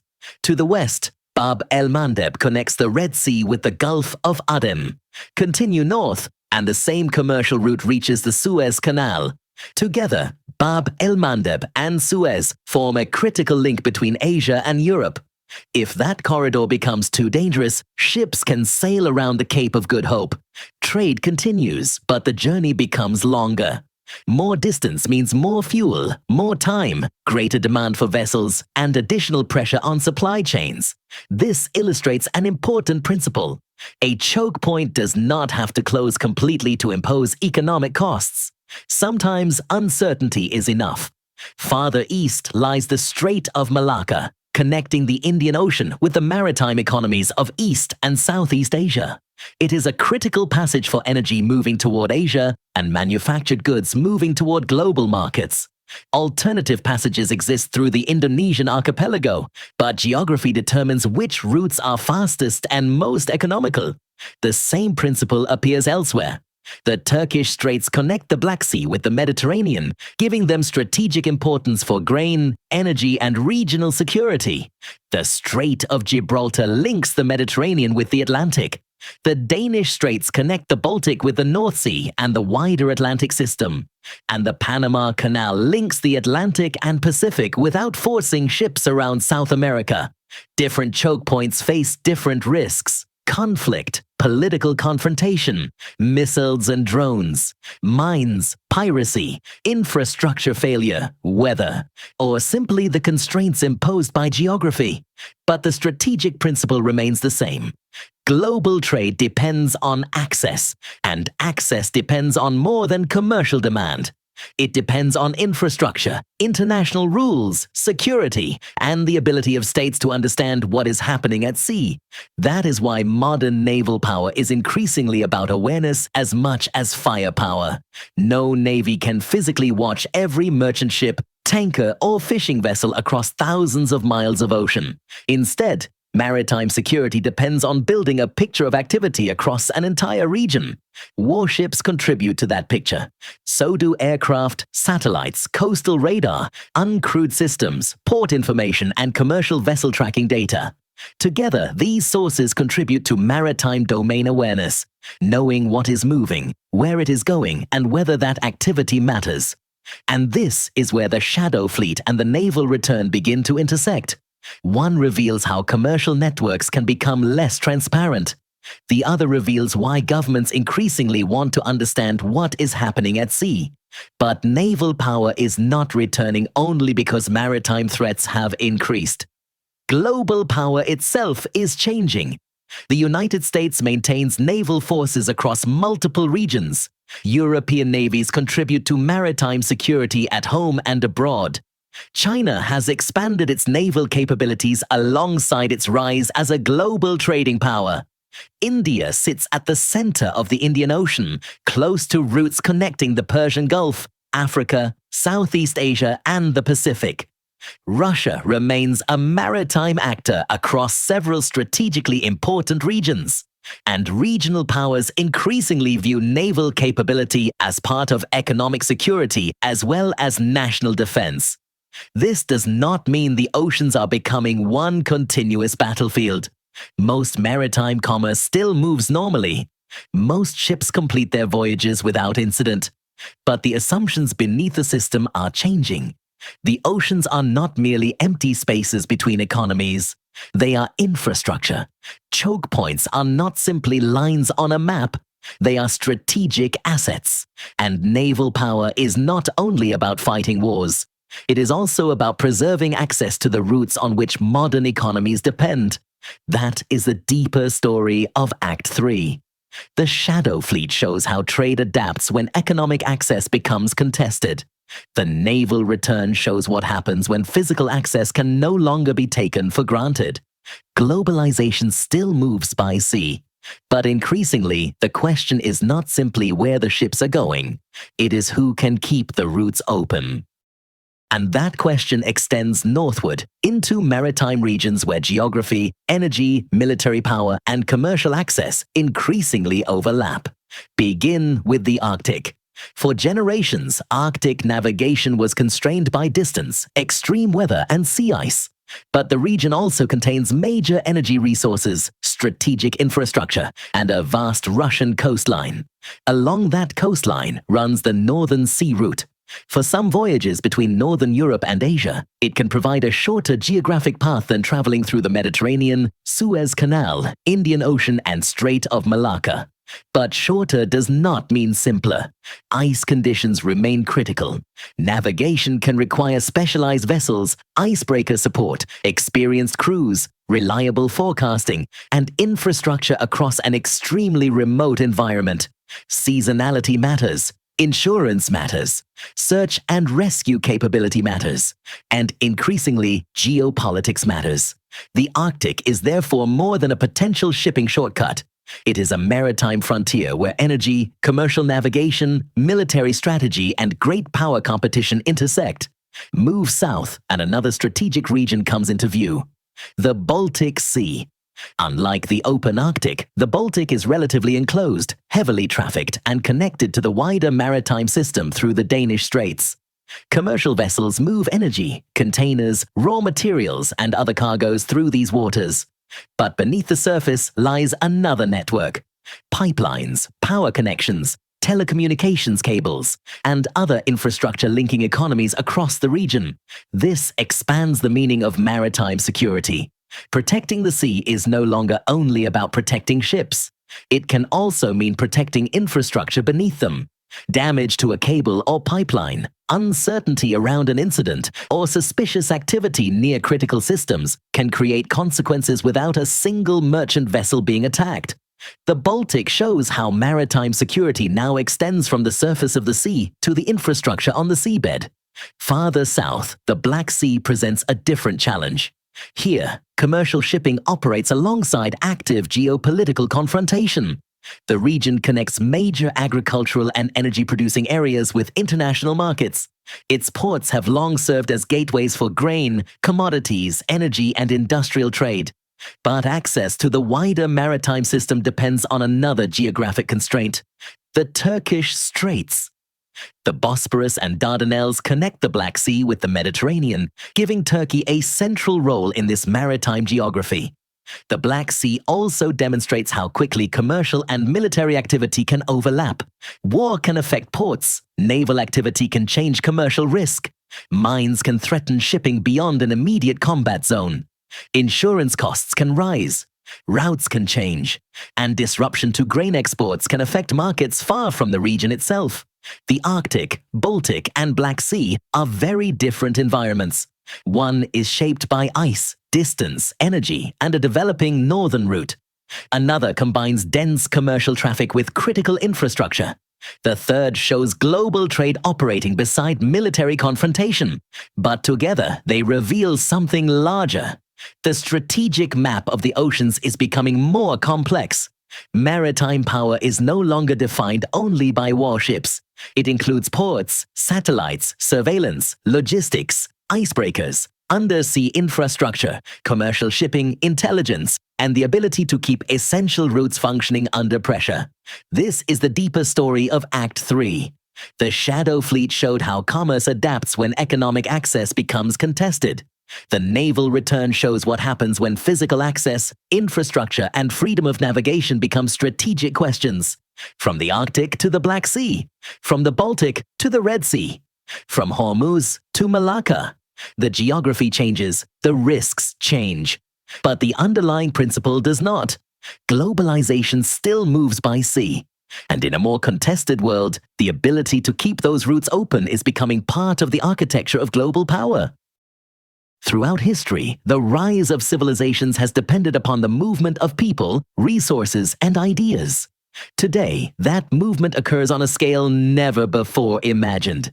Every hour, thousands of commercial vessels cross the world's oceans, carrying the energy that powers industries, the raw materials that sustain manufacturing, and the products that connect global markets.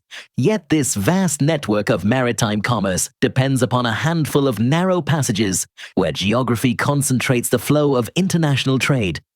These strategic choke points are more than lines on a map. They are the arteries of the global economy. Among them, one corridor stands apart. A narrow waterway connecting the Indian Ocean with the Pacific has become the principal maritime gateway to Asia's industrial heartland. It is here that global energy supplies, manufacturing supply chains, and international commerce converge in extraordinary volumes. This is the Strait of Malacca. Understanding why this passage has become indispensable to the modern world is essential to understanding the geography of global trade, the resilience of international supply chains, and the strategic realities that continue to shape the 21st century. Welcome to Malacca, Asia's Achilles heel. Every day, thousands of commercial vessels pass through a narrow stretch of water that few people ever think about. Yet, its uninterrupted operation influences economies across the globe. Oil tankers carrying energy from the Middle East, LNG carriers transporting natural gas, container ships loaded with electronics, machinery, automobiles, and consumer goods, all converge on the same maritime corridor. This is the Strait of Malacca, one of the most important sea lanes in the modern global trading system. Situated between the Malay Peninsula and the Indonesian island of Sumatra, the Strait of Malacca forms the shortest and most efficient maritime connection between the Indian Ocean and the Pacific Ocean. Vessels entering from the west continue through the Singapore Strait before reaching the South China Sea, creating a continuous gateway that links Europe, the Middle East, Africa, and the industrial economies of East Asia. For centuries, these waters have served as a crossroads of international commerce. Long before the arrival of container ships and satellite navigation, merchants sailed these routes carrying spices, silk, ceramics, and precious metals between civilizations. As global trade evolved, so did the strategic importance of this narrow passage. Today, the cargo has changed, but the geography remains exactly the same.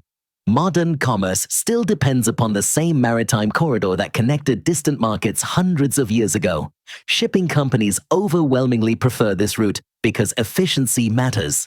Every nautical mile saved reduces fuel consumption, operating costs, transit times, and overall transportation expenses. In an industry where schedules are measured in hours and costs are calculated across entire fleets, choosing the shortest practical route can produce substantial economic advantages. That efficiency has made the Strait of Malacca the preferred corridor for international shipping moving between the Indian and Pacific Oceans. Its importance extends well beyond the water itself. Along its eastern entrance lies Singapore, one of the world's leading maritime and logistics hubs. Here, cargo is transferred, consolidated, and redistributed through an advanced network of container terminals, refineries, storage facilities, and shipping services. Singapore's location has transformed it into a critical node in global supply chains, enabling goods arriving from every continent to continue efficiently toward destinations throughout Asia and beyond. The Strait of Malacca is therefore far more than a narrow channel on the map. It is a carefully integrated logistics system where geography, infrastructure, commerce, and maritime connectivity intersect. Every successful transit strengthens supply chains that support industries across the region. Every uninterrupted voyage reinforces the reliability upon which manufacturers, energy markets, and consumers have come to depend. Understanding the Strait's geography is only the beginning. The larger question is why so many of Asia's largest economies have become deeply dependent on this single maritime corridor.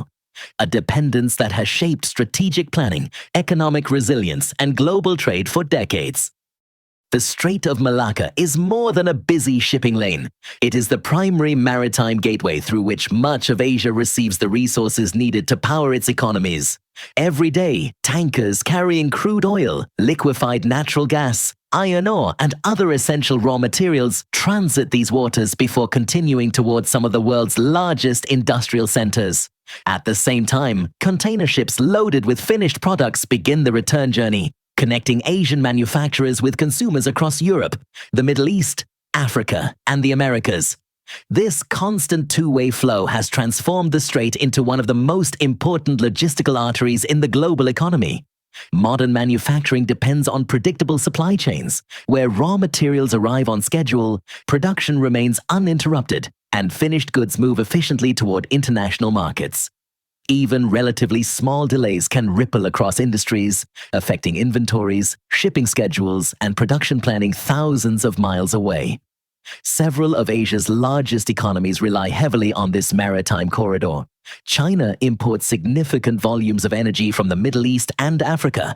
Japan and South Korea, with limited domestic energy resources, also depend on secure maritime transportation to sustain their advanced industrial economies.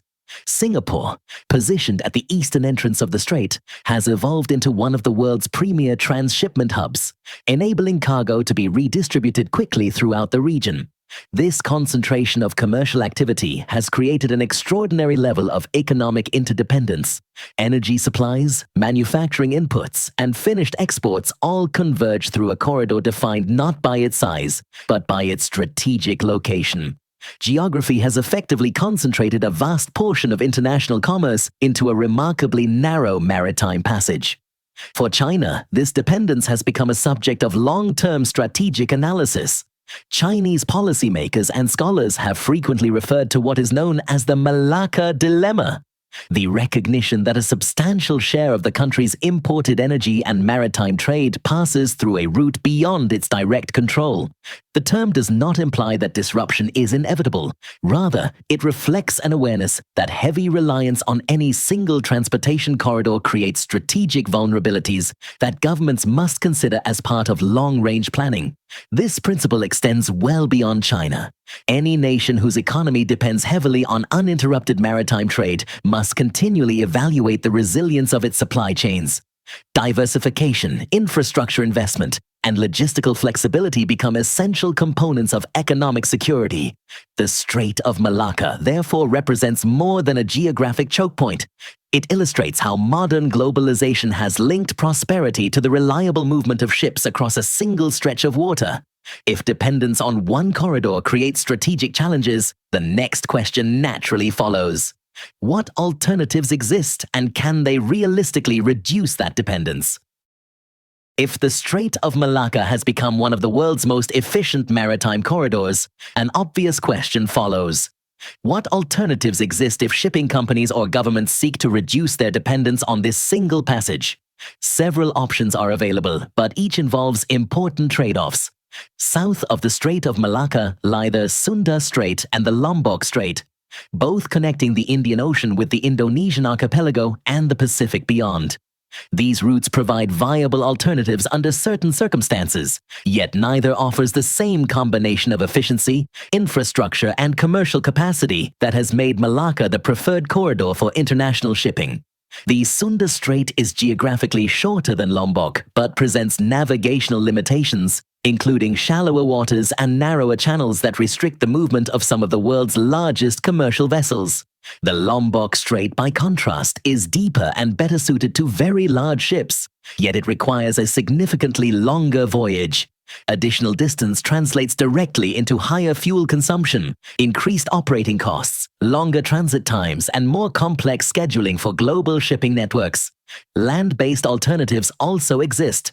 Over the past 2 decades, pipelines, rail corridors, and multimodal transport projects have been developed to diversify regional logistics and improve connectivity between Asia, Europe, and the Middle East. These investments strengthen supply chain resilience and provide important strategic flexibility. However, they cannot match the carrying capacity, cost efficiency, or scalability of modern maritime transportation. A single large container vessel or crude oil tanker can move volumes that would require thousands of trucks or hundreds of freight trains to replace. For shipping companies, efficiency remains the decisive factor.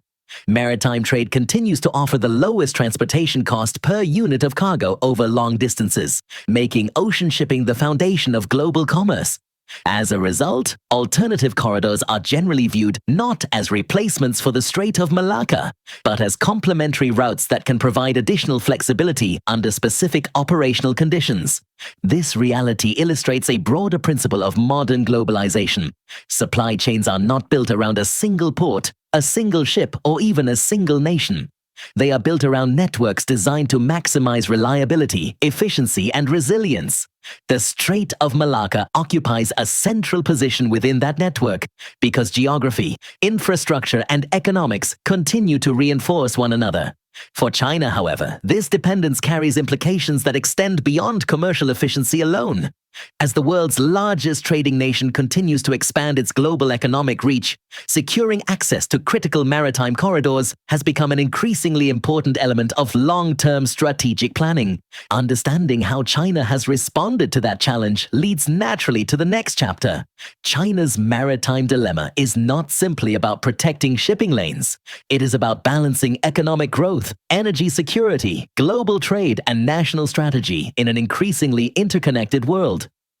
For every great trading nation, prosperity depends on secure and reliable sea lanes. Today, no country illustrates that reality more clearly than China.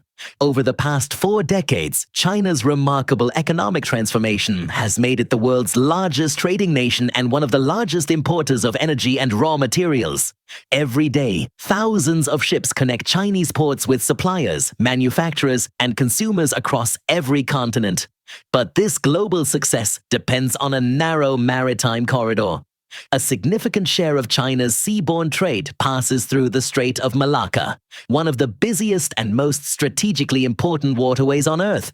The uninterrupted flow of oil, liquefied natural gas, industrial components, and finished goods through this passage help sustain factories, power stations, and supply chains that support hundreds of millions of people. Chinese strategists have long recognized the risks of relying so heavily on a single maritime choke point. This concern has become known as the Malacca dilemma, the challenge of maintaining economic security when vital trade routes remain vulnerable to disruption. How has China responded to this strategic challenge? And can geography ever be overcome by infrastructure, technology, and maritime power? Let's examine China's maritime dilemma. China's rise as the world's largest trading nation is one of the defining economic stories of the modern era. Over the past 4 decades, sweeping economic reforms, rapid industrialization, and sustained investment in infrastructure transformed China from a largely domestic economy into the center of global manufacturing. Special economic zones attracted investment, modern ports expanded along the coastline, and millions of workers joined an export-driven economy that reshaped global supply chains. Today, products designed, assembled, or manufactured in China reach virtually every corner of the world. Consumer electronics, telecommunications equipment, machinery, automobiles, textiles, renewable energy technologies, chemicals, and countless industrial components move through an extensive logistics network connecting factories with global markets. China's economy is no longer simply a manufacturing base. It has become a central hub within an interconnected global trading system. Supporting this industrial scale requires an equally extraordinary flow of raw materials and energy. Every day, massive quantities of iron ore arrive from Australia and Brazil to feed China's steel industry. Copper, nickel, bauxite, and other strategic minerals arrive from producers across several continents. Agricultural imports, including soybeans and grains, help support food production and livestock industries. At the same time, crude oil and liquefied natural gas from the Middle East, Africa, Australia, the United States, and other suppliers help power electricity generation, transportation, heavy industry, and rapidly growing cities. This constant movement of commodities is matched by an equally impressive maritime export network. China's coastline hosts several of the busiest container ports on Earth, including Shanghai, Ningbo Zhoushan, Shenzhen, Guangzhou, Qingdao, and Tianjin. Together, these ports handle enormous volumes of cargo every year, linking Chinese manufacturers with customers across Asia, Europe, Africa, the Americas, and beyond. Modern manufacturing depends on reliable logistics. Many industries operate with tightly integrated supply chains in which components cross international borders multiple times before a finished product reaches consumers. Delays measured in days can disrupt production schedules, increase costs, and ripple through industries far beyond China's borders. For a trading nation of this scale, maritime shipping is not simply the preferred option. It is the practical foundation of economic efficiency. Bulk commodities, containerized cargo, and energy supplies can be transported by sea in volumes and at costs that no other mode of transport can match over comparable distances. As China's economy expanded, so did its dependence on uninterrupted maritime commerce. Prosperity became increasingly linked to secure sea lanes stretching from the Persian Gulf and Africa across the Indian Ocean, through Southeast Asia, and onward to China's eastern seaboard. That dependence created extraordinary economic opportunities. It also introduced a strategic vulnerability that would become known as China's maritime dilemma. As China's economy expanded, policymakers increasingly confronted a difficult strategic question. How secure are the maritime routes that sustain the nation's economy? A large share of China's imported crude oil, liquefied natural gas, and other essential commodities travels across the Indian Ocean before passing through the Strait of Malacca. The same corridor also carries a substantial volume of containerized exports destined for markets throughout Europe, the Middle East, Africa, and beyond. This concentration of trade creates what Chinese strategists have described as the Malacca dilemma. The concern is not that the Strait of Malacca is unreliable. In fact, it has long been one of the world's safest, most efficient, and economically important shipping corridors. The challenge lies in dependence.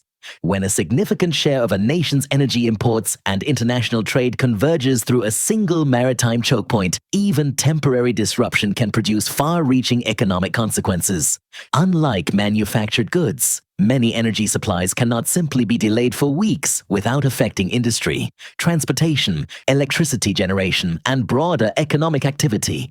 Modern economies rely upon continuous logistical flow rather than occasional delivery. Maintaining inventories helps absorb short-term interruptions, but prolonged disruption places increasing pressure on supply chains and industrial production. Geography further complicates the challenge. The Strait of Malacca narrows dramatically at several points, concentrating thousands of commercial vessel movements into a relatively confined waterway. While alternative routes exist through the Lombok and Sunda Straits, they require longer voyages, greater fuel consumption, higher operating costs, and additional transit time. Routing south of Australia remains possible for some cargoes, but the added distance significantly reduces economic efficiency. Overland transportation provides only a partial solution. Pipelines can transport oil and natural gas between fixed locations, while rail networks efficiently move selected categories of cargo. However, neither can replicate the enormous carrying capacity of modern maritime shipping. A single large crude oil tanker or ultra-large container vessel can transport cargo volumes that would require hundreds or even thousands of rail wagons or tanker trucks to replace. Maritime transport therefore remains the most practical and economical means of supporting global trade on such a scale. For Chinese planners, the question gradually shifted from commerce to resilience. How can a nation reduce strategic dependence on one maritime corridor without sacrificing the economic advantages that corridor provides? That question would shape infrastructure investment, overseas port development, pipeline construction, railway expansion, and maritime strategy for decades to come. China's response to the Malacca dilemma has not been defined by a single project or policy. Instead, it has emerged through a broad strategy of diversification, resilience, and long-term infrastructure investment. One of the most visible elements of that strategy is the Belt and Road Initiative. Through investments in ports, railways, highways, logistics hubs, and industrial corridors across Asia, Africa, the Middle East, and Europe, China has sought to strengthen trade connectivity while expanding the number of routes available to support economic growth. Among these projects, the China-Pakistan Economic Corridor has attracted particular attention. Stretching from western China to Pakistan's Arabian Sea coast, the corridor links highways, railways, energy infrastructure, and the deep water port of Gwadar. In theory, this route offers an additional connection between western China and the Indian Ocean, reducing transport distances for some cargoes and providing another strategic option beyond the Strait of Malacca. China has also invested in energy pipelines running from Myanmar into Yunnan province. These pipelines allow portions of imported crude oil and natural gas arriving from the Indian Ocean to reach southwestern China without first transiting the entire maritime route to China's eastern coastline. While their capacity represents only a fraction of China's total energy demand, they contribute to a broader strategy of supply diversification.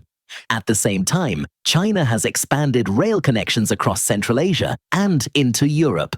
These rail corridors provide faster transportation for selected categories of high-value cargo, complementing rather than replacing maritime shipping. For time-sensitive goods, rail offers an important alternative, but its carrying capacity remains far below that of modern container shipping. Maritime investment has expanded as well. Chinese companies have invested in commercial port infrastructure across the Indo-Pacific, the Middle East, Africa, and parts of Europe. Many of these ports primarily support commercial trade, while also strengthening logistics networks that connect global supply chains.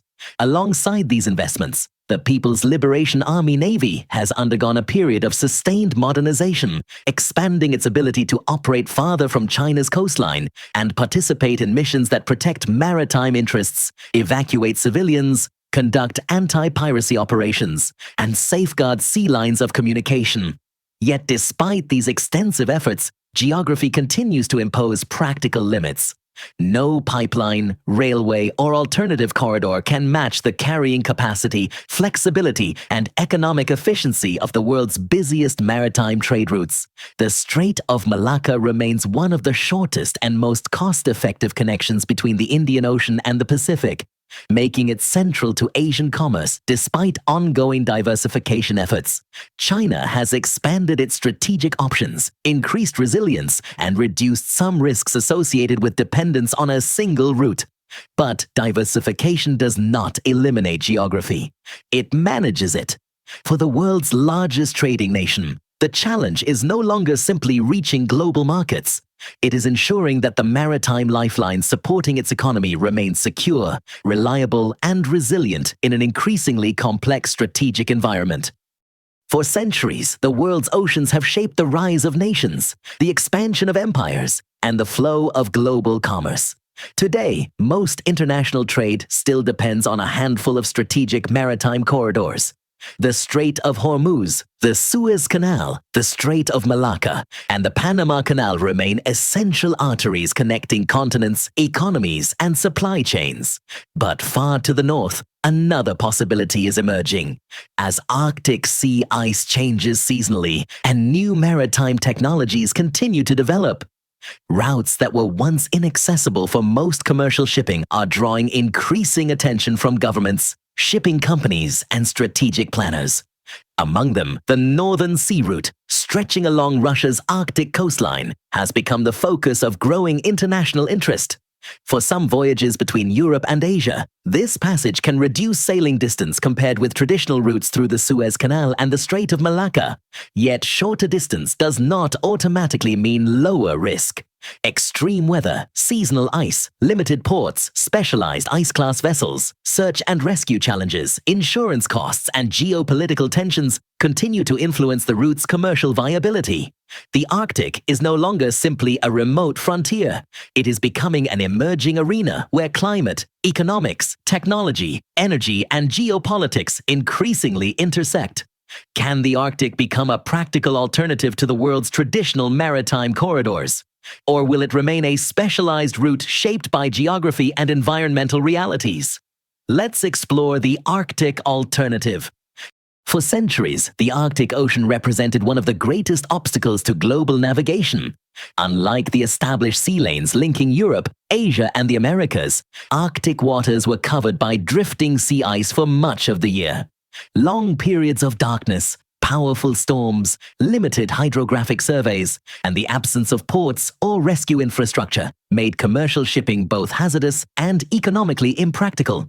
While explorers searched for northern passages during the Age of Discovery, regular maritime commerce developed instead along the safer and more predictable routes through the Indian Ocean, the Mediterranean, and later the Suez Canal. For most of modern history, the Arctic remained outside the world's commercial shipping network.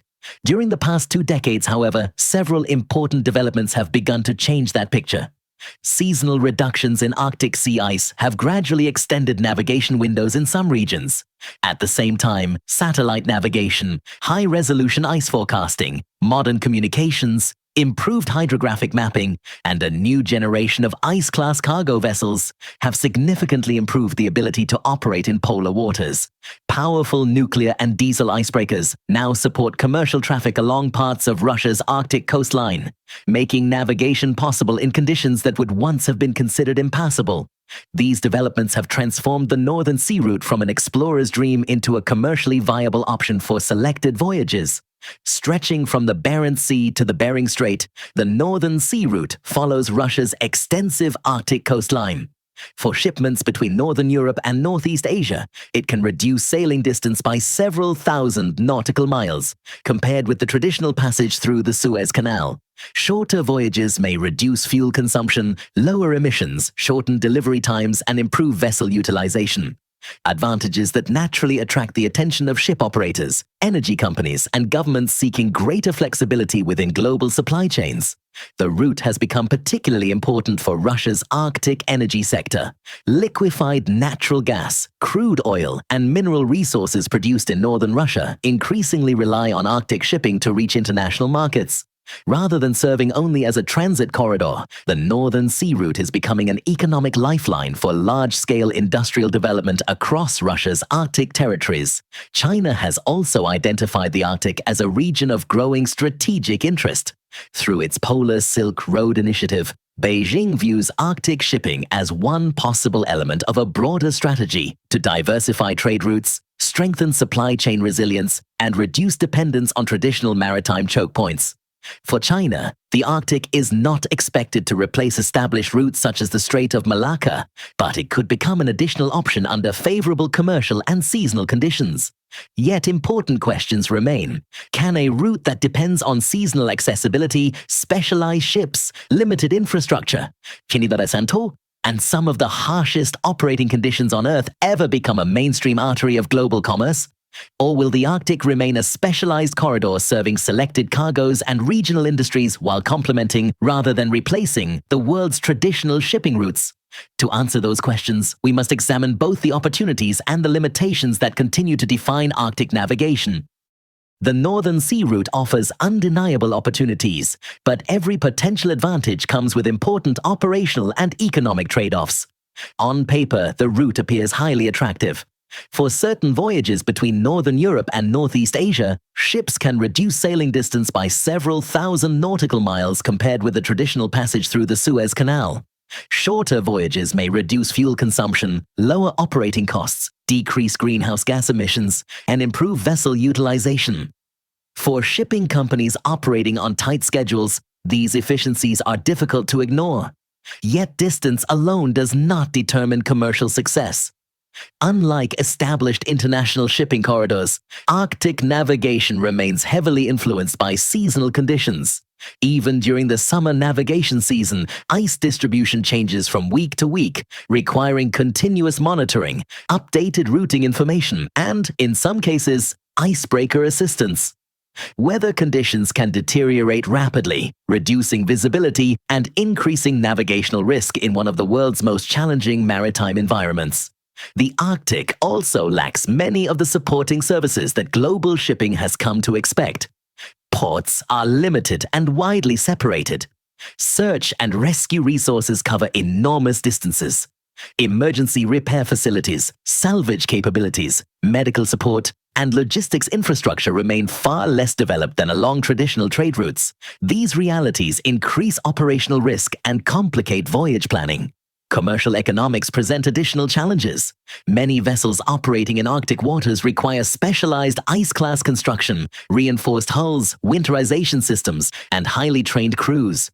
These features improve safety, but also increase construction, maintenance, and operating costs. Insurance premiums may be higher, while cargo owners often place significant value on predictable schedules and reliable delivery times. For many supply chains, consistency can be just as important as speed. Geopolitical considerations further shape the route's future. Much of the Northern Sea Route lies within Russia's Arctic region, making international shipping sensitive to changing regulations, infrastructure access, sanctions, and broader geopolitical developments. Governments and shipping companies must therefore evaluate not only commercial efficiency, but also political risk when considering Arctic operations. Taken together, these factors suggest an important conclusion. The Northern Sea Route is unlikely to replace established maritime corridors in the foreseeable future. Instead, it is better understood as a specialized route serving particular cargoes, seasonal operations, and strategic objectives while complementing the broader global shipping network.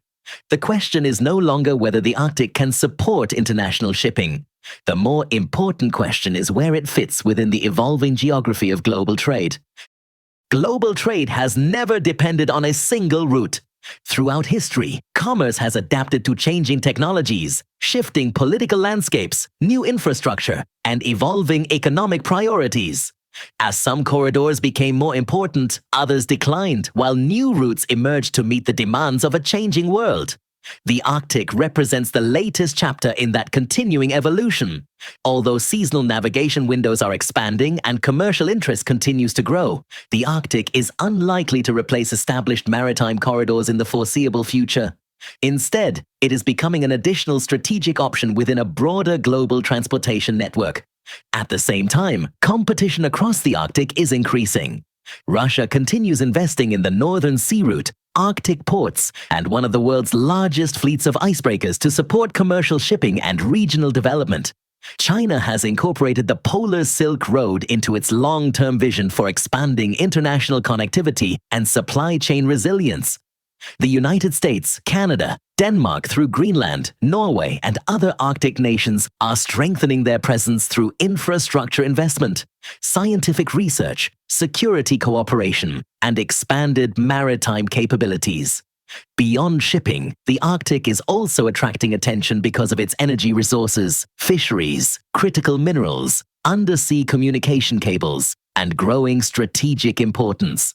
As environmental conditions evolve, governments are preparing for a future in which the High North plays an increasingly significant role in economics, security, and international cooperation. Yet geography continues to set clear limits.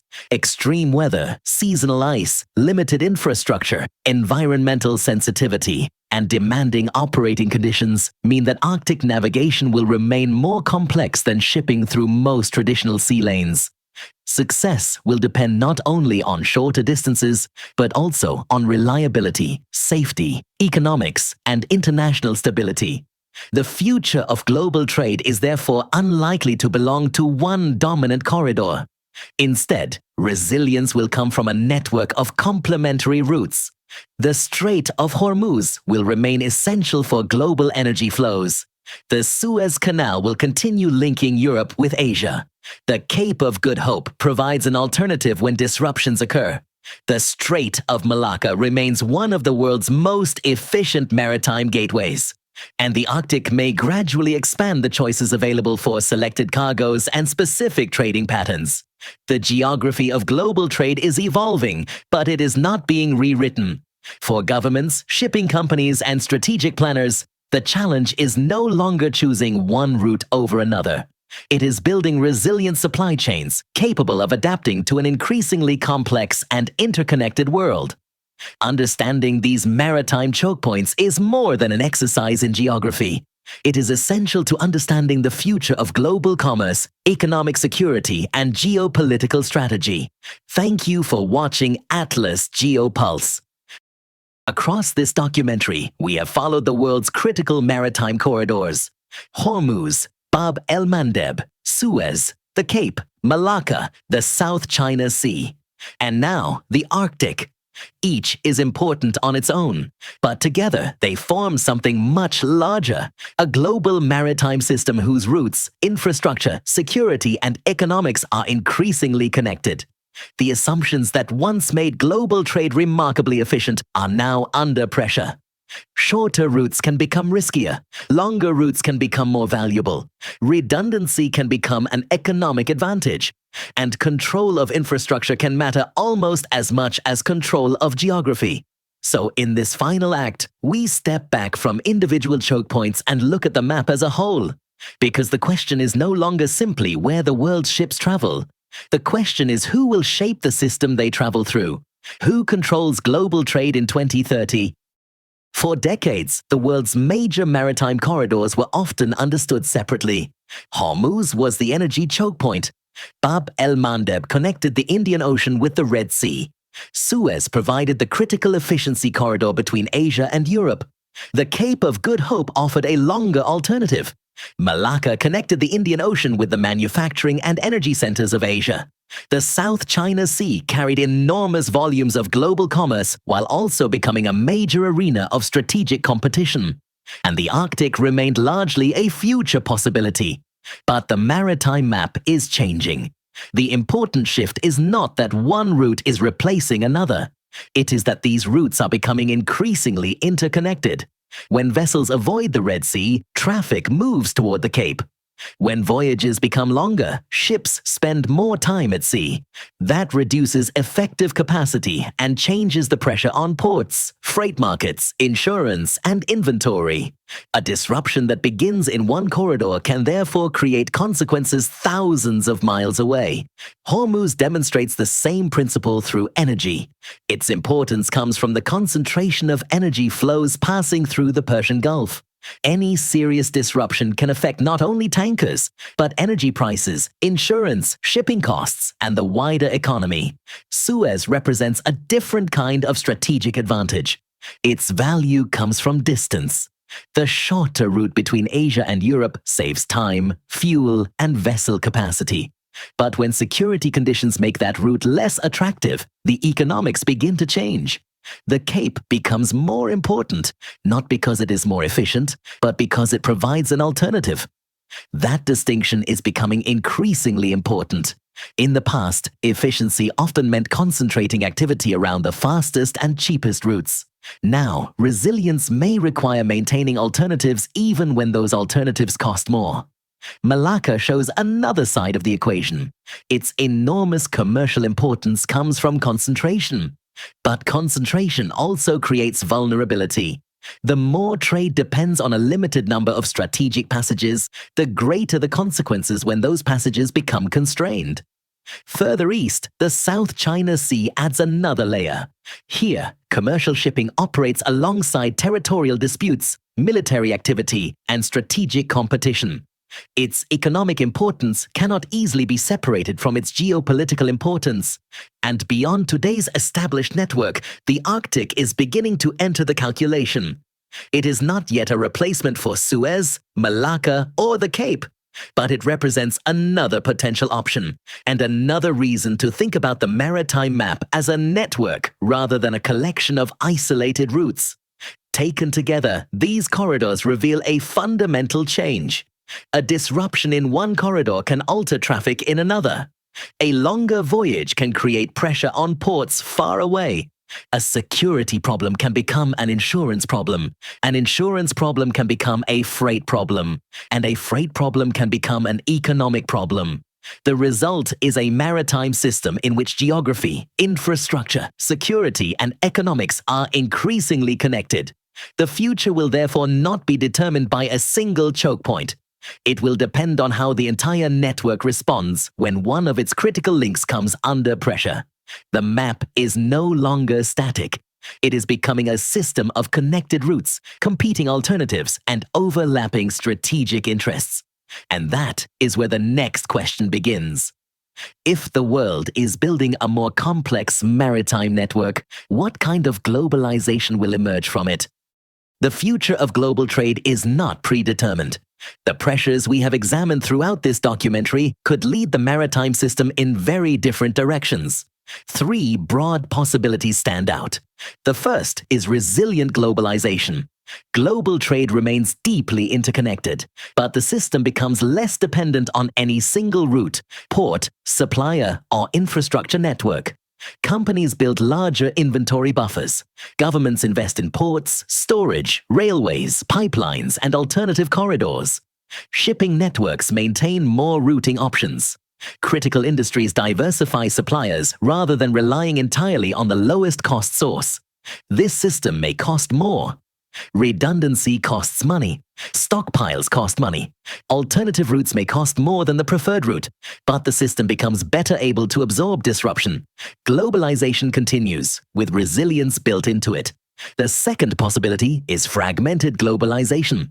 Here, efficiency gives way to strategic alignment.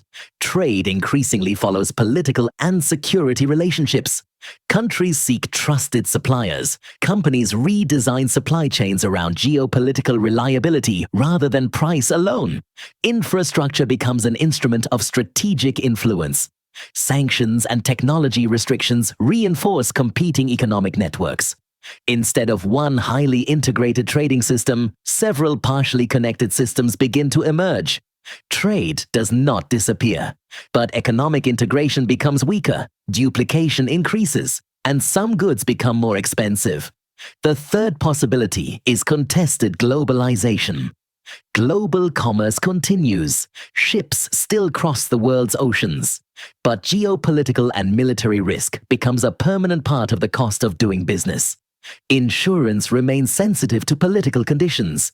Naval deployments become part of the commercial environment. Companies routinely price geopolitical risk into supply chain decisions. A route may remain open, but its security cost becomes part of its economics. In this future, globalization survives, but becomes more expensive and more politically conditioned. And these futures are not mutually exclusive. One region may build resilience through redundancy, another may fragment around competing strategic blocks, another may remain globally connected while accepting higher security costs. The critical question is therefore not whether globalization survives. It is what kind of globalization survives: a more resilient system, a more fragmented system, or a globally connected system in which strategic competition becomes permanently embedded in the cost of movement. By 2030, the answer may be a combination of all three. And that brings us to the final question. Who will have the greatest influence over the system that connects the world? Who controls global trade in 2030? The answer may not be a single country or even a single alliance.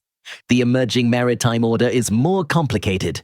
Geography still matters, but influence increasingly depends on the ability to connect geography with ports, energy, shipping capacity, infrastructure, technology, finance, and alternative routes. Military alliances and security partnerships will shape which corridors can be protected and which infrastructure can remain secure. Economic alliances will shape trade, investment, technology, sanctions, and competing supply networks. And regional powers will continue to compete for influence over surrounding waters, ports, energy corridors, and strategic infrastructure. These interests will not always align. Commercial interests may favor open trade. Security interests may favor strategic alignment. Regional rivalries may create pressure for greater control. So the maritime order of 2030 is unlikely to be defined by one power controlling everything. It is more likely to be shaped by several centers of influence, connected by trade but competing over strategic access. That changes the meaning of resilience. Resilience is not simply having an alternative route. It means having the ships, ports, infrastructure, energy, financing, and security relationships needed to use that alternative when the preferred route is disrupted. And resilience has a cost.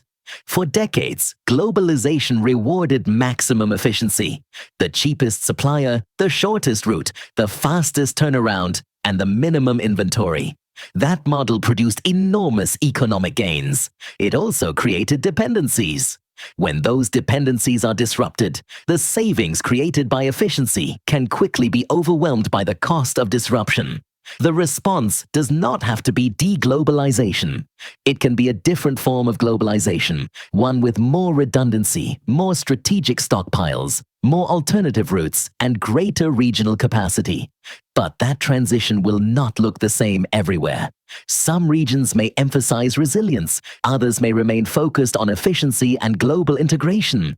Some may build stronger regional networks, and strategic waterways may become more contested even while commercial traffic continues through them. The result is not necessarily a new world divided into two camps.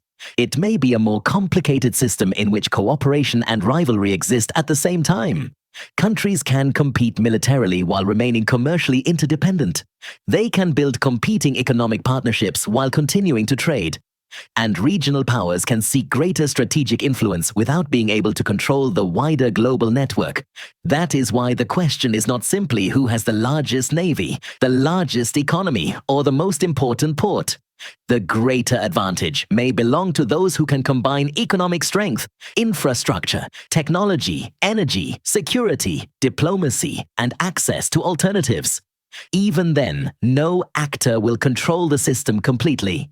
The world's oceans are too interconnected. Ships will continue to cross them. Commodities will continue to move between distant markets. And economies that compete strategically will continue to depend on one another commercially. Globalization is therefore unlikely to simply disappear, but its assumptions may change. The cheapest route may not always be the safest. The fastest route may not always be the most reliable. The most efficient supplier may not always be the most strategically acceptable. And the most efficient system may not always be the most resilient. The next era of global trade will be shaped not only by where ships can go, but by where they can go reliably, securely, and economically. That is the new maritime map. Not a map controlled by one power, not a map defined by one alliance, but an interconnected system shaped by geography, economics, infrastructure, security, technology, and regional power. The question for 2030 is therefore not simply who controls global trade. It is who can shape the conditions under which global trade continues. Globalization may not be ending, but the era of cheap, predictable, and politically neutral movement across the world's oceans may be changing. The maritime map is changing, but global trade is not disappearing. What is changing is the cost, the risk, and the strategic choices behind every major route. Understanding those connections is essential to understanding the world that comes next. Thank you for watching Atlas GeoPulse.